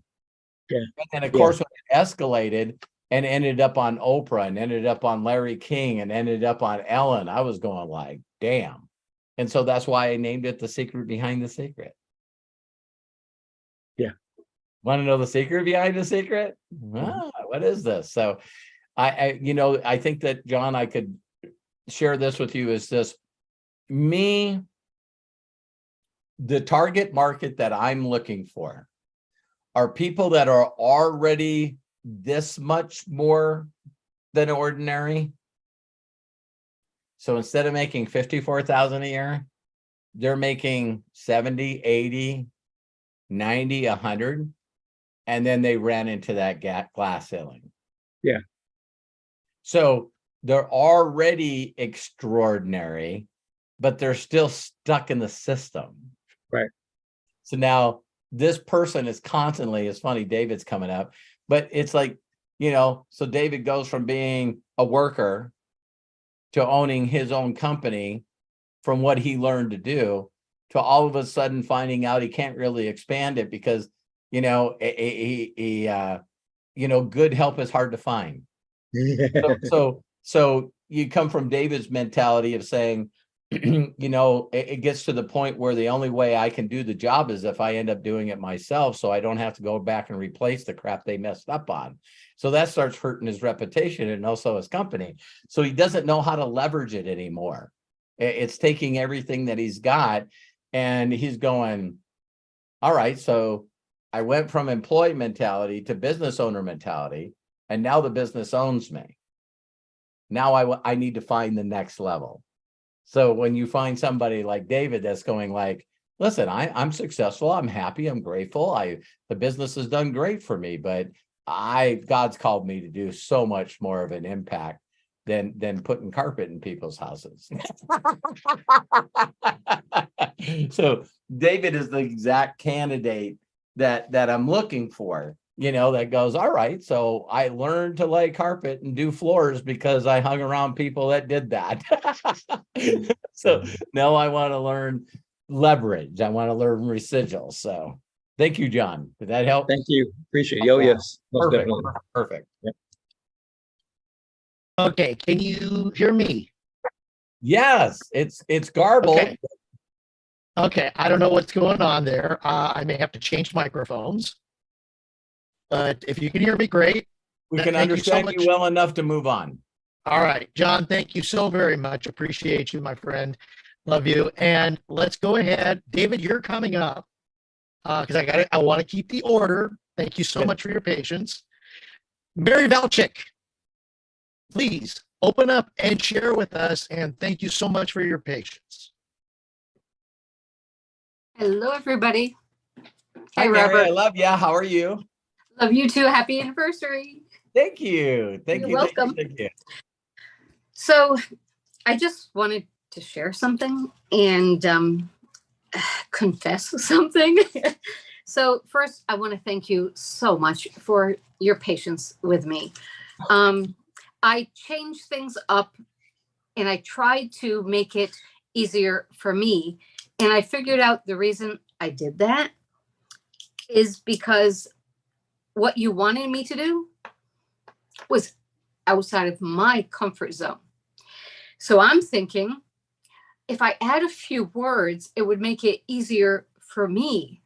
But then I'm realizing that doesn't work. Right. So I decided I will succeed. I am succeeding. And I decided to do it exactly like you. Talk to as many people as I can, as fast as I can, and basically in the very shortest amount of words that come out of my mouth. So I'm doing voice clips exactly as you say. The little blurb that, the first thing I say is thank you for your friend request. Looking forward to connecting. I hope this message finds you and yours blessed. And you have I'm hoping you're having a wonderful year. Leave it at that. They come back and then I come back with sharing a gift. Now, I was doing the science of getting rich. And I know I told you this. The science of getting rich, I think I kind of agree with John a little bit in that it took me a little bit to understand the science of getting rich. And I think to some people, like John said, it might be over their heads. And for me, even though the science of getting rich has helped me, you have helped me more. So for me, I like sharing your videos, and I share different ones. You're gonna pull a Melody Riba on me, and I can't stop you. I can't stop you from doing it. It's like Melody had the same conversation with me, and all I can say is I know it worked for Melody and it's worked for other people, so it's going to work for you. It's going to work for you, and I think the reason being is when I talk in voice clips, they hear my voice, they hear my sincerity, they hear my excitement, and they hear how proud I am when I talk of you and when I talk about my mentor. And if they can feel that, then that's going to give them what they need to go to that video. And then they may look at that video and go look at some of your others and say, I want to work with this guy. I want to be part of what this is. And that's why I share yours. And like you said, it doesn't matter the gift, but I think the gift has to mean something to each person giving it. Like Joshua, I love that video or the interview with him, but that spoke to him. Well, you speak to me and you've helped me. So I think you could help everybody out there. So for me, sharing that. So anyways, I share that. And so I started redoing everything and I share that. And then when they come back and say, thank you, I'll check it out. In fact, several of them have already said, thank you so much. I've already subscribed and yay. And seriously. And so then I go follow up with, I was wondering if you could do me wondering if you could help me out and do me a huge favor. I'm helping a company expand. It's an 8-year-old debt-free company and it's what my mentor is in, and basically send them that. So I've been doing that starting yesterday. And while we were on this AMA, on my watch, I got notification that I got a new person signed up. And she signed up for my voice clip, from me sending her you, and then me doing the favor and sending your link and my link if you signed up. So yes, it works. It's just, gotta get out of your own way. Gotta get out of your comfort zone. like I said, I learned from Joshua when I said that. So there probably could be a few things like, so let me ask you this question. Mhm. What is the first thing that you're sharing with them of me? Whatever video it is at the time that affected me. So I have a few of them here. So let me just You don't have to say anymore, because I don't want you to say anymore, because Okay. you are touching on something that Joshua started, that Bill brought up, and now Okay. everyone's bringing up. If there's something that touched you on a level that makes you, when you share the message, to feel, Mary, you've helped me. You're helping other people. So if there's something that people can share that makes them feel like this is going to help somebody, and through that feeling, the person sees it and moves to the next step, that's what we're trying to get them to do. So there probably could be some favorite videos that you like of me, or small clips of me that you do that other people might like other ones. And Exactly. I'm sort of going, you guys are really helping me with this, because I know that someone sent me a message about Joshua's video. And this is all they said to me. And this is a person that I really, really, really, really respect. In fact, he has nothing to do with the network marketing world at all. And he goes, Robert, I would just watch that video, and the joy that you have and the laughter that you had while you're interviewing someone that lives in a different country that nobody should give a shit about. Exactly. And he goes, your laughter in that video about you just having so much joy of someone applying what you shared with them, and now they're getting this massive result from it. Exactly. And if I can get people to feel the way I feel when I watch when I watch all your videos, but there are other videos that I've gone through that I take and I save. This is, they're all great, but there's certain ones that really speak to me, and that's what I share with them. And if it can make them feel this much of what it helped me, it's got to help them. See, one of the things that Joshua said, and I think that everyone will agree that this is maybe something, not maybe, see, I got to change my language. This is something that I got to work on, is I still would rather promote other people's stuff than me. But that's you, because that's how you feel, right? Yeah. For me, and so I'd rather promote yours. I started producing my best videos when I made the decision that I'm not going to watch them because I will rip myself apart, even watching that, that transcript and listening to that video and editing. And I'm like, it's hard, isn't it?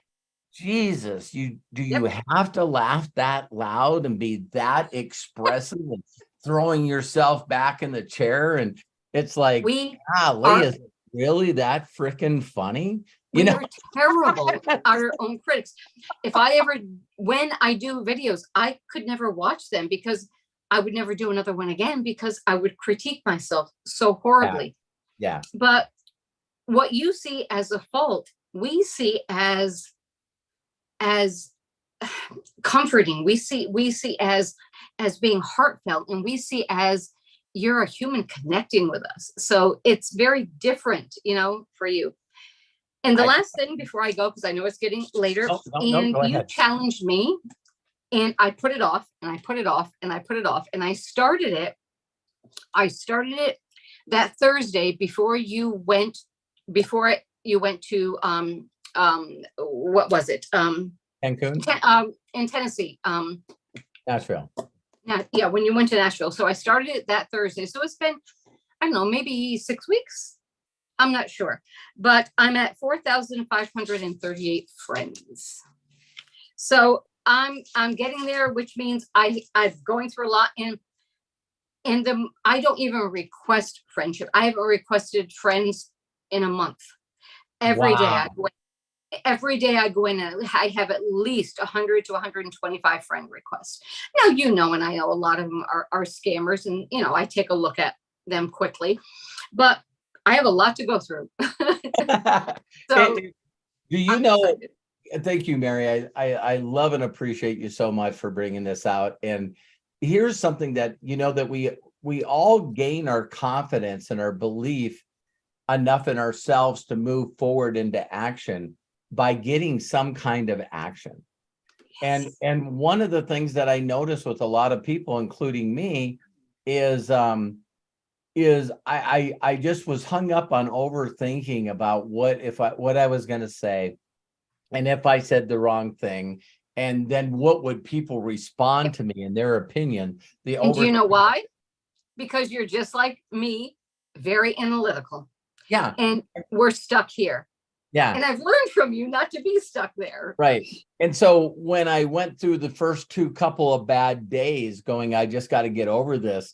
And then, it was that first person that said, they were just, oh my God, I'll never forget this person. It'd be like, I know I'm being crazy here, but it was like losing my virginity on connection. Honestly. And I looked at this person, and when they looked at me, I was making me emotional. When they looked at me, I went, this person cares. It was like they looked at me and I went, hi. And he goes, hey, what are you doing? He just felt so comfortable in his skin. And I just went, I said, I know I stuttered. I know I was freaking out. And I just said, I said, do you work around here? And that's why I tell that story all the time, because it's the most impacting one. He goes, yeah, I work in the First Interstate building. And of course, I was standing on the corner of where the First Interstate building was. And so, because I was thinking in my head that people get off from 11 till 1, this is when they're going to take their lunch. I'm just going to hang around this building. And I said, so where do you work? And he said, First Interstate. And I go, how's that working? He said, same shit, different day. You know what I mean? And I went, oh my God, I can't screw this up. This guy is like perfect. And I said, listen, I said, right now I'm a mechanic on workman's comp, but I'm helping a company expand. And why did I say that first part? Because I didn't want them asking me questions. See, I was scared to death that I couldn't handle a question or an objection. And I said, I'm helping a company expand. And I'm working with a guy that makes $62,000 a month. I seen his checks, and he's looking for people to help expand his company, and people can make 6 figures, with his proving marketing and training system. And I was hoping that you might know somebody that would want to learn more about this. He said, me.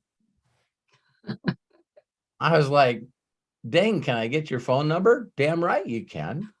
And I was like, when you get off work, he said, I should be home by 7:30. Make it 7:30. You call me at 7:30. I'll pick up the phone. What's your name again? I said, Robert. And he says, I'm looking forward to your call. He says, you're a good guy. Man, because I was willing to go through all this shit before that, it was that win that turned me into a frickin' animal. Because that's when I knew I don't give a shit how many people are here or how many people I have to introduce me to. There's another Mark here. There's another Mark that's in this audience that I'm going to find, and he's going to make me feel like I'm doing the right damn thing. Now, when I called Mark, he answered. I said, can I come over and show you a VHS tape? He goes, well, not tonight. And I said, no, not tonight. And he says, do you work on weekends? And I said, absolutely. And he said, well, why don't you come over? He said, I'm married. He says, I think that instead of me trying to explain this to my wife, I'd like to ask her when she could be available too, so she can watch it too, so we can make a decision as a couple. And I'm like, am I on prank? I honestly, there was so many times in my mind that I thought my mentor put Mark out there because he's like, listen, I'm going to reward this guy and he's going to answer all the questions. And so they watched the video. And I got done and I looked at him and I said, so what'd you like most about the video? And his wife said, everything. and he looked at him and he said, yeah, I like the video, but what do you mean everything? She says, we're doing this. And I'm like going, oh my God, Bill told me you better have some applications on you because these people are going to want to do this. And so then I said, well, there's another short video that shows you how to make money. And his wife was going, you got to be kidding me. And I said, yeah. So we watched the video and I said, so, okay, I'm not going to mess this up. So where do you see yourself getting started? And she said, we got money put away. We'll start at that $5,000 package. Wow. I was like, everyone else I'm going to go through like, so it's these baby steps that every one of you have to go through that when you connect with the right person and they say, well, they just become an affiliate without you asking them to. And then they go through and they become an executive because they did look at the comp plan and do want to make 50%. And you're going like, that's why I brought up that on Joshua's video. I said that once Mosh got it, how much time does he take from you now? He goes, none. How many of you honestly can imagine and believe in your heart and soul that you could find a person like Sean Hennigan? Sean Hennigan found Robert Hollis. There's not one of you that wouldn't want me in your group. Exactly. And so, the people above me, between me and Bill, there was only a couple of them that really understood what was going on. But if that can happen to Joshua, why can't it happen to you? It can. And it will. Absolutely. It will. So I just wanted to say thank you. I know that you're right. And I just proved to myself why I did it is because obviously of me and what I have up here in my head, and I was stuck. And now, no, I'm comfortable. I'm good now. And well, I'm going to have to change my training a little bit and say, listen, if there's a video of mine that you think that you like better than the other stuff we're sharing, you can share that one. That's so weird for me. That is just so weird for me. well, it would be, I think, for anybody. Go through this. Craig and Melody's watched me go through this. So, I created a bunch of videos for the previous company where I met Craig and Melody. And Melody's like, I ain't sharing anything but your videos. And I'm going like, well, all right, we'll see how that works. And she's just lined up the ranks. And I'm going, all right. So she's the one with the incredible sayings, GPS to success, my friend tour. She's got all these incredible one-liners that She's a smart woman. yeah. Okay, so I can learn from you guys. I can learn from you guys. I love you, Mary. Thank you. You too. Mary, thank you so very much. Wow. That, I got to say that this is one of the longest AMAs that we've had. And I don't mean that to end the call yet, because David, you're coming up, but I mean this to say it in this manner. So many of you have stuck around for this AMA from beginning to where we are now, to where we will be going shortly, and got to give it to each and every one of you who have done that. Thank you so much. Bless you. And Robert, OMG to you, my friend. Thank you, man. This is good. I just hope that me and David can close it out good. Well, let's find that out. Okay. Now, before I say, David, open up and share, just those of you that are watching on YouTube, if you have not done so yet, please hit the thumbs up. That's our like button, and subscribe to our channel. Very simple. Hit the subscribe button and then hit the bell next to the subscribe button so that you are notified when we are doing things like this and when Robert posts up some new videos. So you are subscribed to the Robert Hollis channel. And by the way, thank you to everyone who has subscribed to the channel, because at last check, and I'm going to double check right now, we were at 6,015 subscribers to the channel. We're at 6,019 subscribers now. And this is just within the last couple of days. So Hey, bless if you guys each and make every one any of you. comments, if you guys make any comments on on my videos, do you know that's not only me responding to your comments, but I'll also go subscribe to your channel with no videos. So for a lot of you that make comments, I'm your first subscriber. So that's how much I love being connected to people. Oh, man. And thank each and every one of you too. So let's get to David. David Oliver, or is it David Oliver team? I'm sure you're representing a bunch of people, but please open up, David, and share with all of us.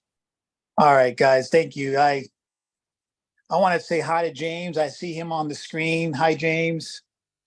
I hope you're doing well. And I only see like 4 or 5 people. That's all I see. But anyways, Robert, have you ever watched that video on YouTube? I think it's called Validated.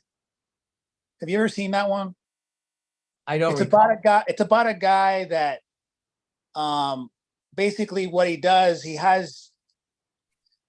there's a desk where he stands behind it, and there's a row of people that are going up to him, and all he's doing is validating them, like, you're beautiful. And then he takes a stamp, validated.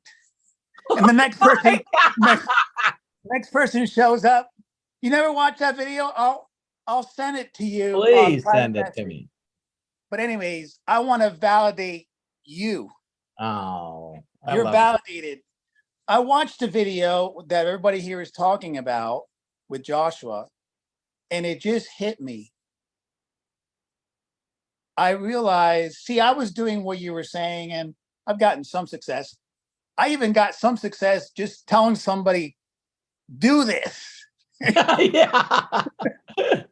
And they did. And then I call him up and say, why'd you do that? He goes, because he told me to.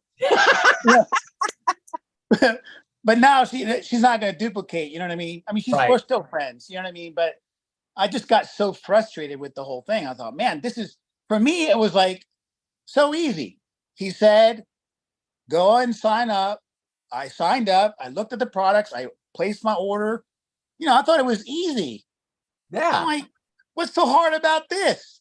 And if everyone did what I did, right? All I did was I changed out my shampoo. I like health products, so I want to live for a long time. So I've got protein drink, whatever. You see the stuff I order all the time. But I realized that you're just like we are. And we need validated ourselves. Like, yes. We don't know how special we are because we're looking at ourselves all the time. Amen. And I just know, Robert, you're special. You are a special person. I just realized, I think I'm in line with everyone else. I'm going to promote you, Robert. Oh my God. Yeah, I really think, if someone came to me and said, what do you think about Robert Hollis? I might get choked up. You're choking me up, David. You're such a great person, man. Robert, I've done network marketing since I was I think I was 23 or something like that, and I've had different. So that was 2 years. So that was 2 years ago. No, well, no, that was a couple of years ago. I'm David. You're validated. But anyways, yeah, I've never met a network marketing professional with the heart that you have. I've never met that. And I know several of them. I know I've known quite a bit of them. And I really appreciate you, Robert. I really do. Thank you. You got me right as far as I have a flooring store, and my youngest son just came on and he's taking the business. He's telling me, Dad, in 5 years, you're going to be able to just, clock out. And so I'm grateful for all that. But I think what you said was I like to make an impact on people's lives. And that's, and there's a lot of people that I think we have 4 or 5 people. And then I've got, my other daughter and her husband moved away, and I'm trying to figure out how I can help them, you know.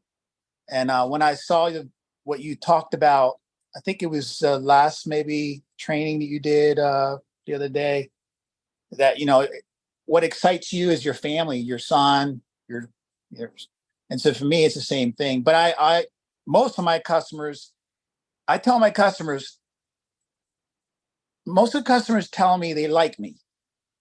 I don't know why. Because you're a good person. I don't, You're a good person. You have a huge heart. Your spirit, well, that little light of mine, you make it shine. You're a good person, validated. well, I tell you that. So what really struck me from Joshua's was that he was, I had in my mindset of just trying to sign this person up for free. Right.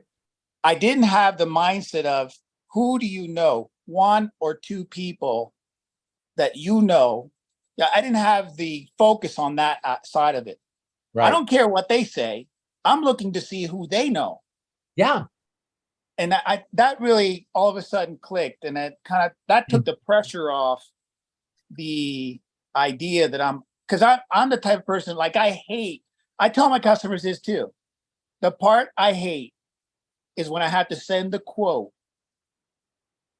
and I have to ask you for the money. Right. I tell the customers right away, because if I could give it away, I would, but I can't, because Right. I got responsibilities, you know what I mean? But yeah, so networking within my own customer base, people that Yeah. I know a lot of people. Well, like I said to you, for you to reach out, and the magic for me, David, in this last venture that I've been doing is, I wish I was smart enough to come up with what I'm about ready to tell you, but it was God intervening in my life again, right? So to have my wife Terry say to me, you know, honey, I really like these products, and I would really love it if you'd help me build this. She even said it to Matthew, my son. And, you know, me and Matthew are like, hell, we'll drop everything we're doing just to help you. It was so, I wish that I was smart enough to figure out how fast and how hard I would run for somebody other than me. So now all of a sudden my ego comes out a little bit, and I reached out to Ray Higdon, Eric Worre, Todd Falcone, Randy Gage, Danny Johnson, anyone that said that they were a network marketing trainer. And I said, listen, I got an idea. And they go, run it. And I said, why don't you take a nonprofit or a family member and prove to the world that you can run them to the top of the compensation plan and allow them to have all the money? Because you guys keep saying that you won't get in a network marketing company because it's a conflict of interest. So why not be you and be someone that you love, or a charity that you love? Not one of them took me up on the challenge. But I still was in the game, right? So I was telling everybody, I'm running my wife to the top of this compensation plan. And if you know anything about me, you just better get your ass in. And it was because I was doing it for her. And it was, we went all the way to 500K before I said, you know, I'm just going to stop. I'm going to give away all my courses. I'm not going to do any advertising. I'm stumping my brand, and I'm going to jump in this with my wife. And it took me, I think it took me 4 more months to go super.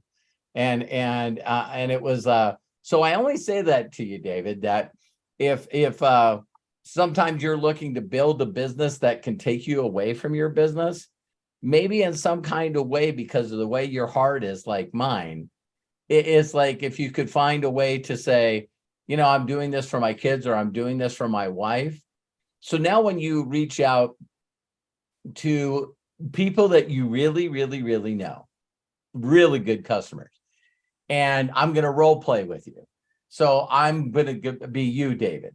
And so I reach out to people and I'd say, hey, Mark, you know, when you got a second, give me a call. I'd like to talk to you and catch up.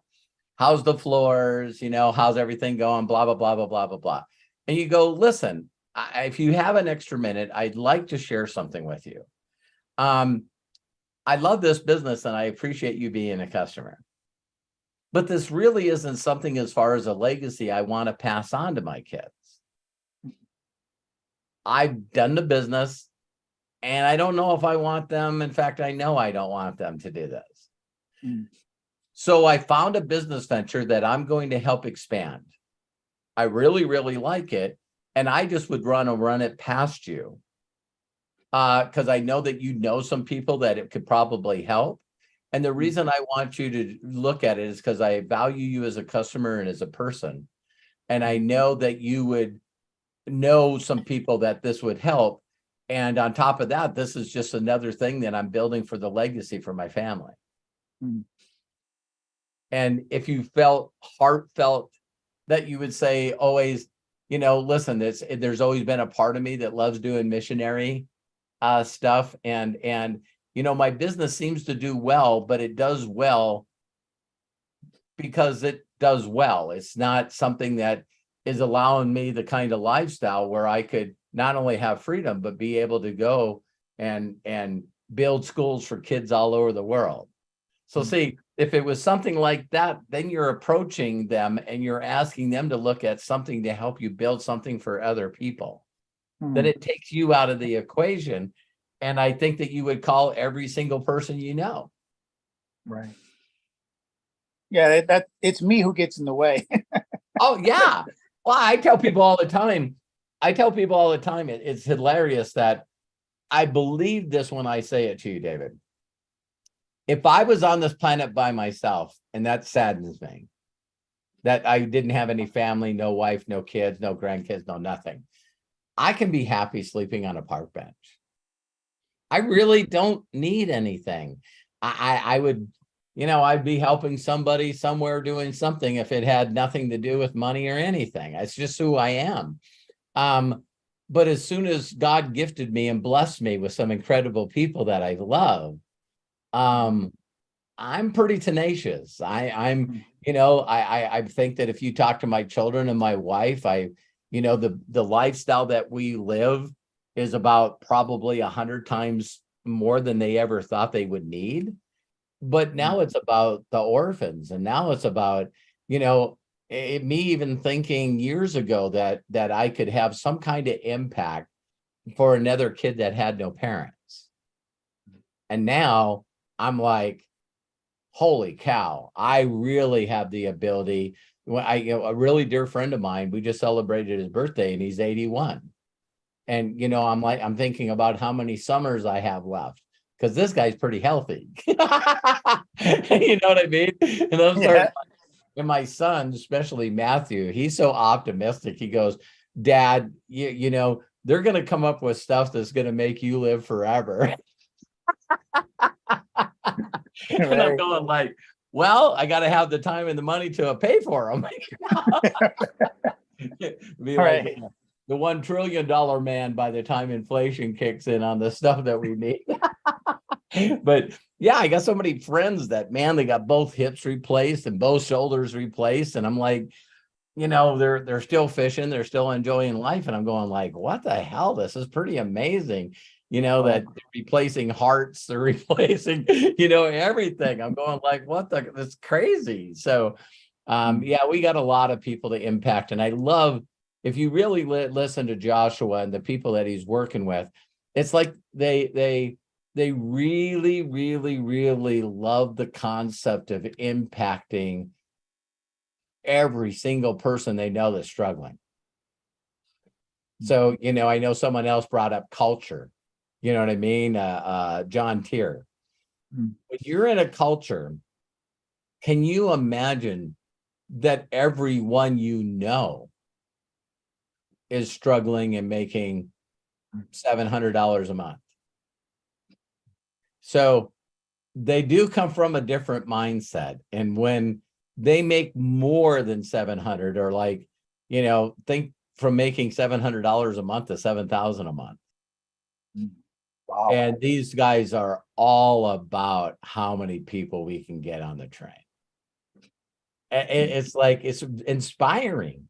It's inspiring because when I talked about the competitive nature, I think I shared this with you, David, because of your culture. It's like, I always used to tell people, listen, I suffer from the white man disease.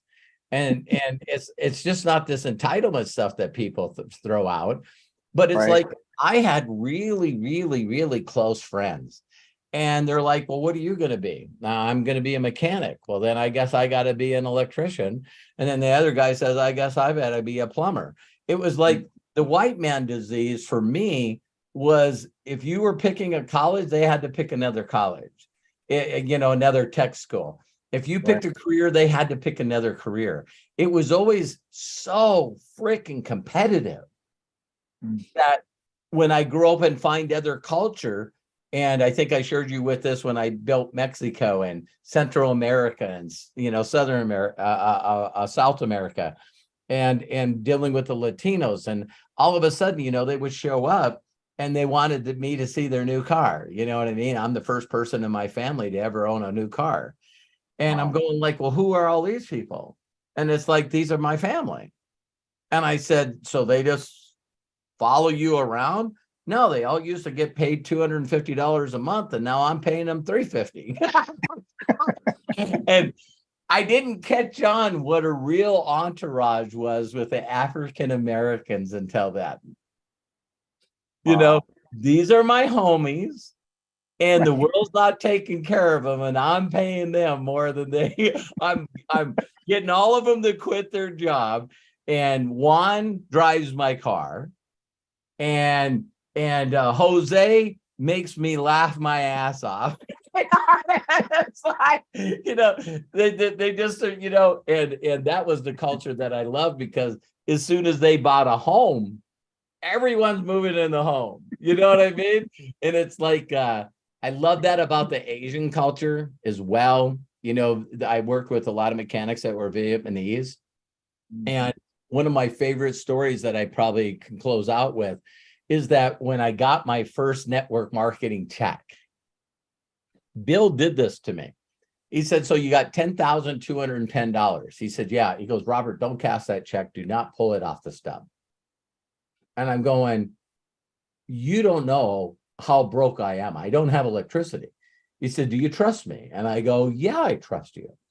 He says, you know of somebody. Go to all your friends and ask them. See, this is 36 years ago. And he says, say to them, I need you to give me the $10,210. And I'll sign this check over to you. I'll endorse it to you. But I got to hang on to it for a month. And I was like, I don't know someone like that. He goes, yeah, you do. I go, I don't. He goes, you do. I dare you. I dare you to go to all the people that you'll find someone. And I thought, these are other mechanics that are making $15 an hour. You know what I mean? I'm going like, so one of these people got a lot of money in the bank. It's like, and all of a sudden I thought of this guy, and to show you how naive, you guys will like this, the people that hung around. He never, ever corrected me his whole entire life. His name is David Nugent. And I didn't find out later that the way he spells his name it's Win. So N-G-Y. In Vietnamese, it's pronounced Win. I would always say David Nugent, and he never, ever corrected me ever. A lot of foreign people won't correct you on the way you butcher their name. It sounds more English. Yeah, it's like whatever. And I really learned that when I went to Europe. You see, it's like, what is your name? Why don't you just call me Bob? Because you're not going to even get in a ballpark, Robert. Right? And so I went up to him and I said, David, here's the scenario that I have. He goes, I love you, man. He says, you've always helped me with stuff I didn't understand. He says, let's go to the bank. I went to the bank. You guys are going to love this story. I go into the bank, remember it, Bank of America. And he's walking in with this Toyota uniform on. And he walks in and a person in the back goes, Mr. Wynn over here. And they opened a window up. And I'm going like, there was like 10 people that are all in the ropes, right? And he goes over and he says, I need your help. And he says, he's going to endorse this check over to me. I'm going to believe that he's going to give it to me when he gets his next check. So I just need you to give me $10,210. They're like, no problem. And I'm watching him doing that. And I go, how do you have that much money in the bank? And he gets a smile on his face. This is another mechanic my age. He must have been in his 30s. And the teller comes back and he goes, can you show the balance? And she turned the screen around and the guy had $1.4 million in the bank. And I'm like, how did you get that much money? And he says, I inherited it from my father and my grandfather. Wow. And I'm going, so why aren't you spending the money? Because I'm blessed that I can earn money. I don't use money that was inherited to live on if I can work and earn my own money. Then I got to know him a little more, David, and he's constantly flipping cars. He had like 6 rental properties. I'm going like, who the hell is this guy? It's like the book, The Millionaire Next Door. Wow. It's exactly who this kid was. And he always said, you can do anything, Robert. I can't do that because I got broken English, but you're going to crush this. And always, I just saying his name, I got to find the guy. But, you know, his culture believed that you earned money and saved it up and made it more to pass it on to generations. And if you had the ability to use that money to make more money, you don't spend the money, you make more money. And I'm going like, nowadays, I'm like, oh my God, I hope it didn't get to a generation where it's all gone. Yeah. Yeah. But hopefully that worked it. So David, did I answer your question? Yeah, I really was just validating you. Thank you. And dude, you're gonna be I'm gonna share people who you are. I'm gonna Good. share. Yeah. Thank you so much, Robert. Good. I love people. If they'll pay attention, I believe I can help them. Yeah, I know. I'm sure they can. Thank you, David. I love you, brother. Oh yeah, I love you too. Okay, Craig, let's close her out, man. Wow, David, thank you so very much. And everybody, thank you. This has been an AMA Zing AMA. That's about all I could say. And people were even saying here how amazing it was. Robert, I forget who said it. I've got to find this. You put the zing in the AMA is what I saw. Oh, there it is. James Mullaney. James Mullaney in the YouTube. It's because all of us together, man, even the people that didn't ask the questions, you know, yes. I'm one of the believers where there's 2, there's more, where there's 3, there's more. So I believe the energy, and I appreciate each and every one of you that got on here and stayed on here. I just love and appreciate you so much. And let me acknowledge everyone who has shared with us today. Thank you so much, Katie Sanders, James Saunders, Jody Falcon, Sandy Baker, Bill Shoemaker, Jamie, John Tier, Mary Valchik, and David Oliver. You guys are amazing, and thank you for taking the time out of your busy schedule to join us and to be a part of this Ask Me Anything. And we do these every week. So we look forward to seeing you again next week. And we want to say thank you very much. If you want to save the chats, okay, YouTube, you guys already got it. It's in the, it's already there. Anything in the chat that we have shared here will be there. If not, look in the description below after a short period of time, because YouTube's got to, render things and make sure everything's okay. For those of you watching on Zoom and you want to copy what was in the chat here in Zoom, go ahead and click on the 3 dots in the chat and then click on Save Chat. At the end of this video, that chat will download to your computer. Otherwise, go ahead and direct message me and I will forward you all the information. All the links that we've discussed, that we've shared in both chats, are available in both chats. I made sure to share that with everybody. And please Until next time, be good to yourselves. Be cash. Bye-bye. I'm going to open it up so everybody can say so long and until we meet again. Take care. Love you So guys. Thank you, long. Robert. Thank you, Bye, Robert. everybody. Thank Love you. you. Thank you so much. Thank you, Craig. You're the best, man.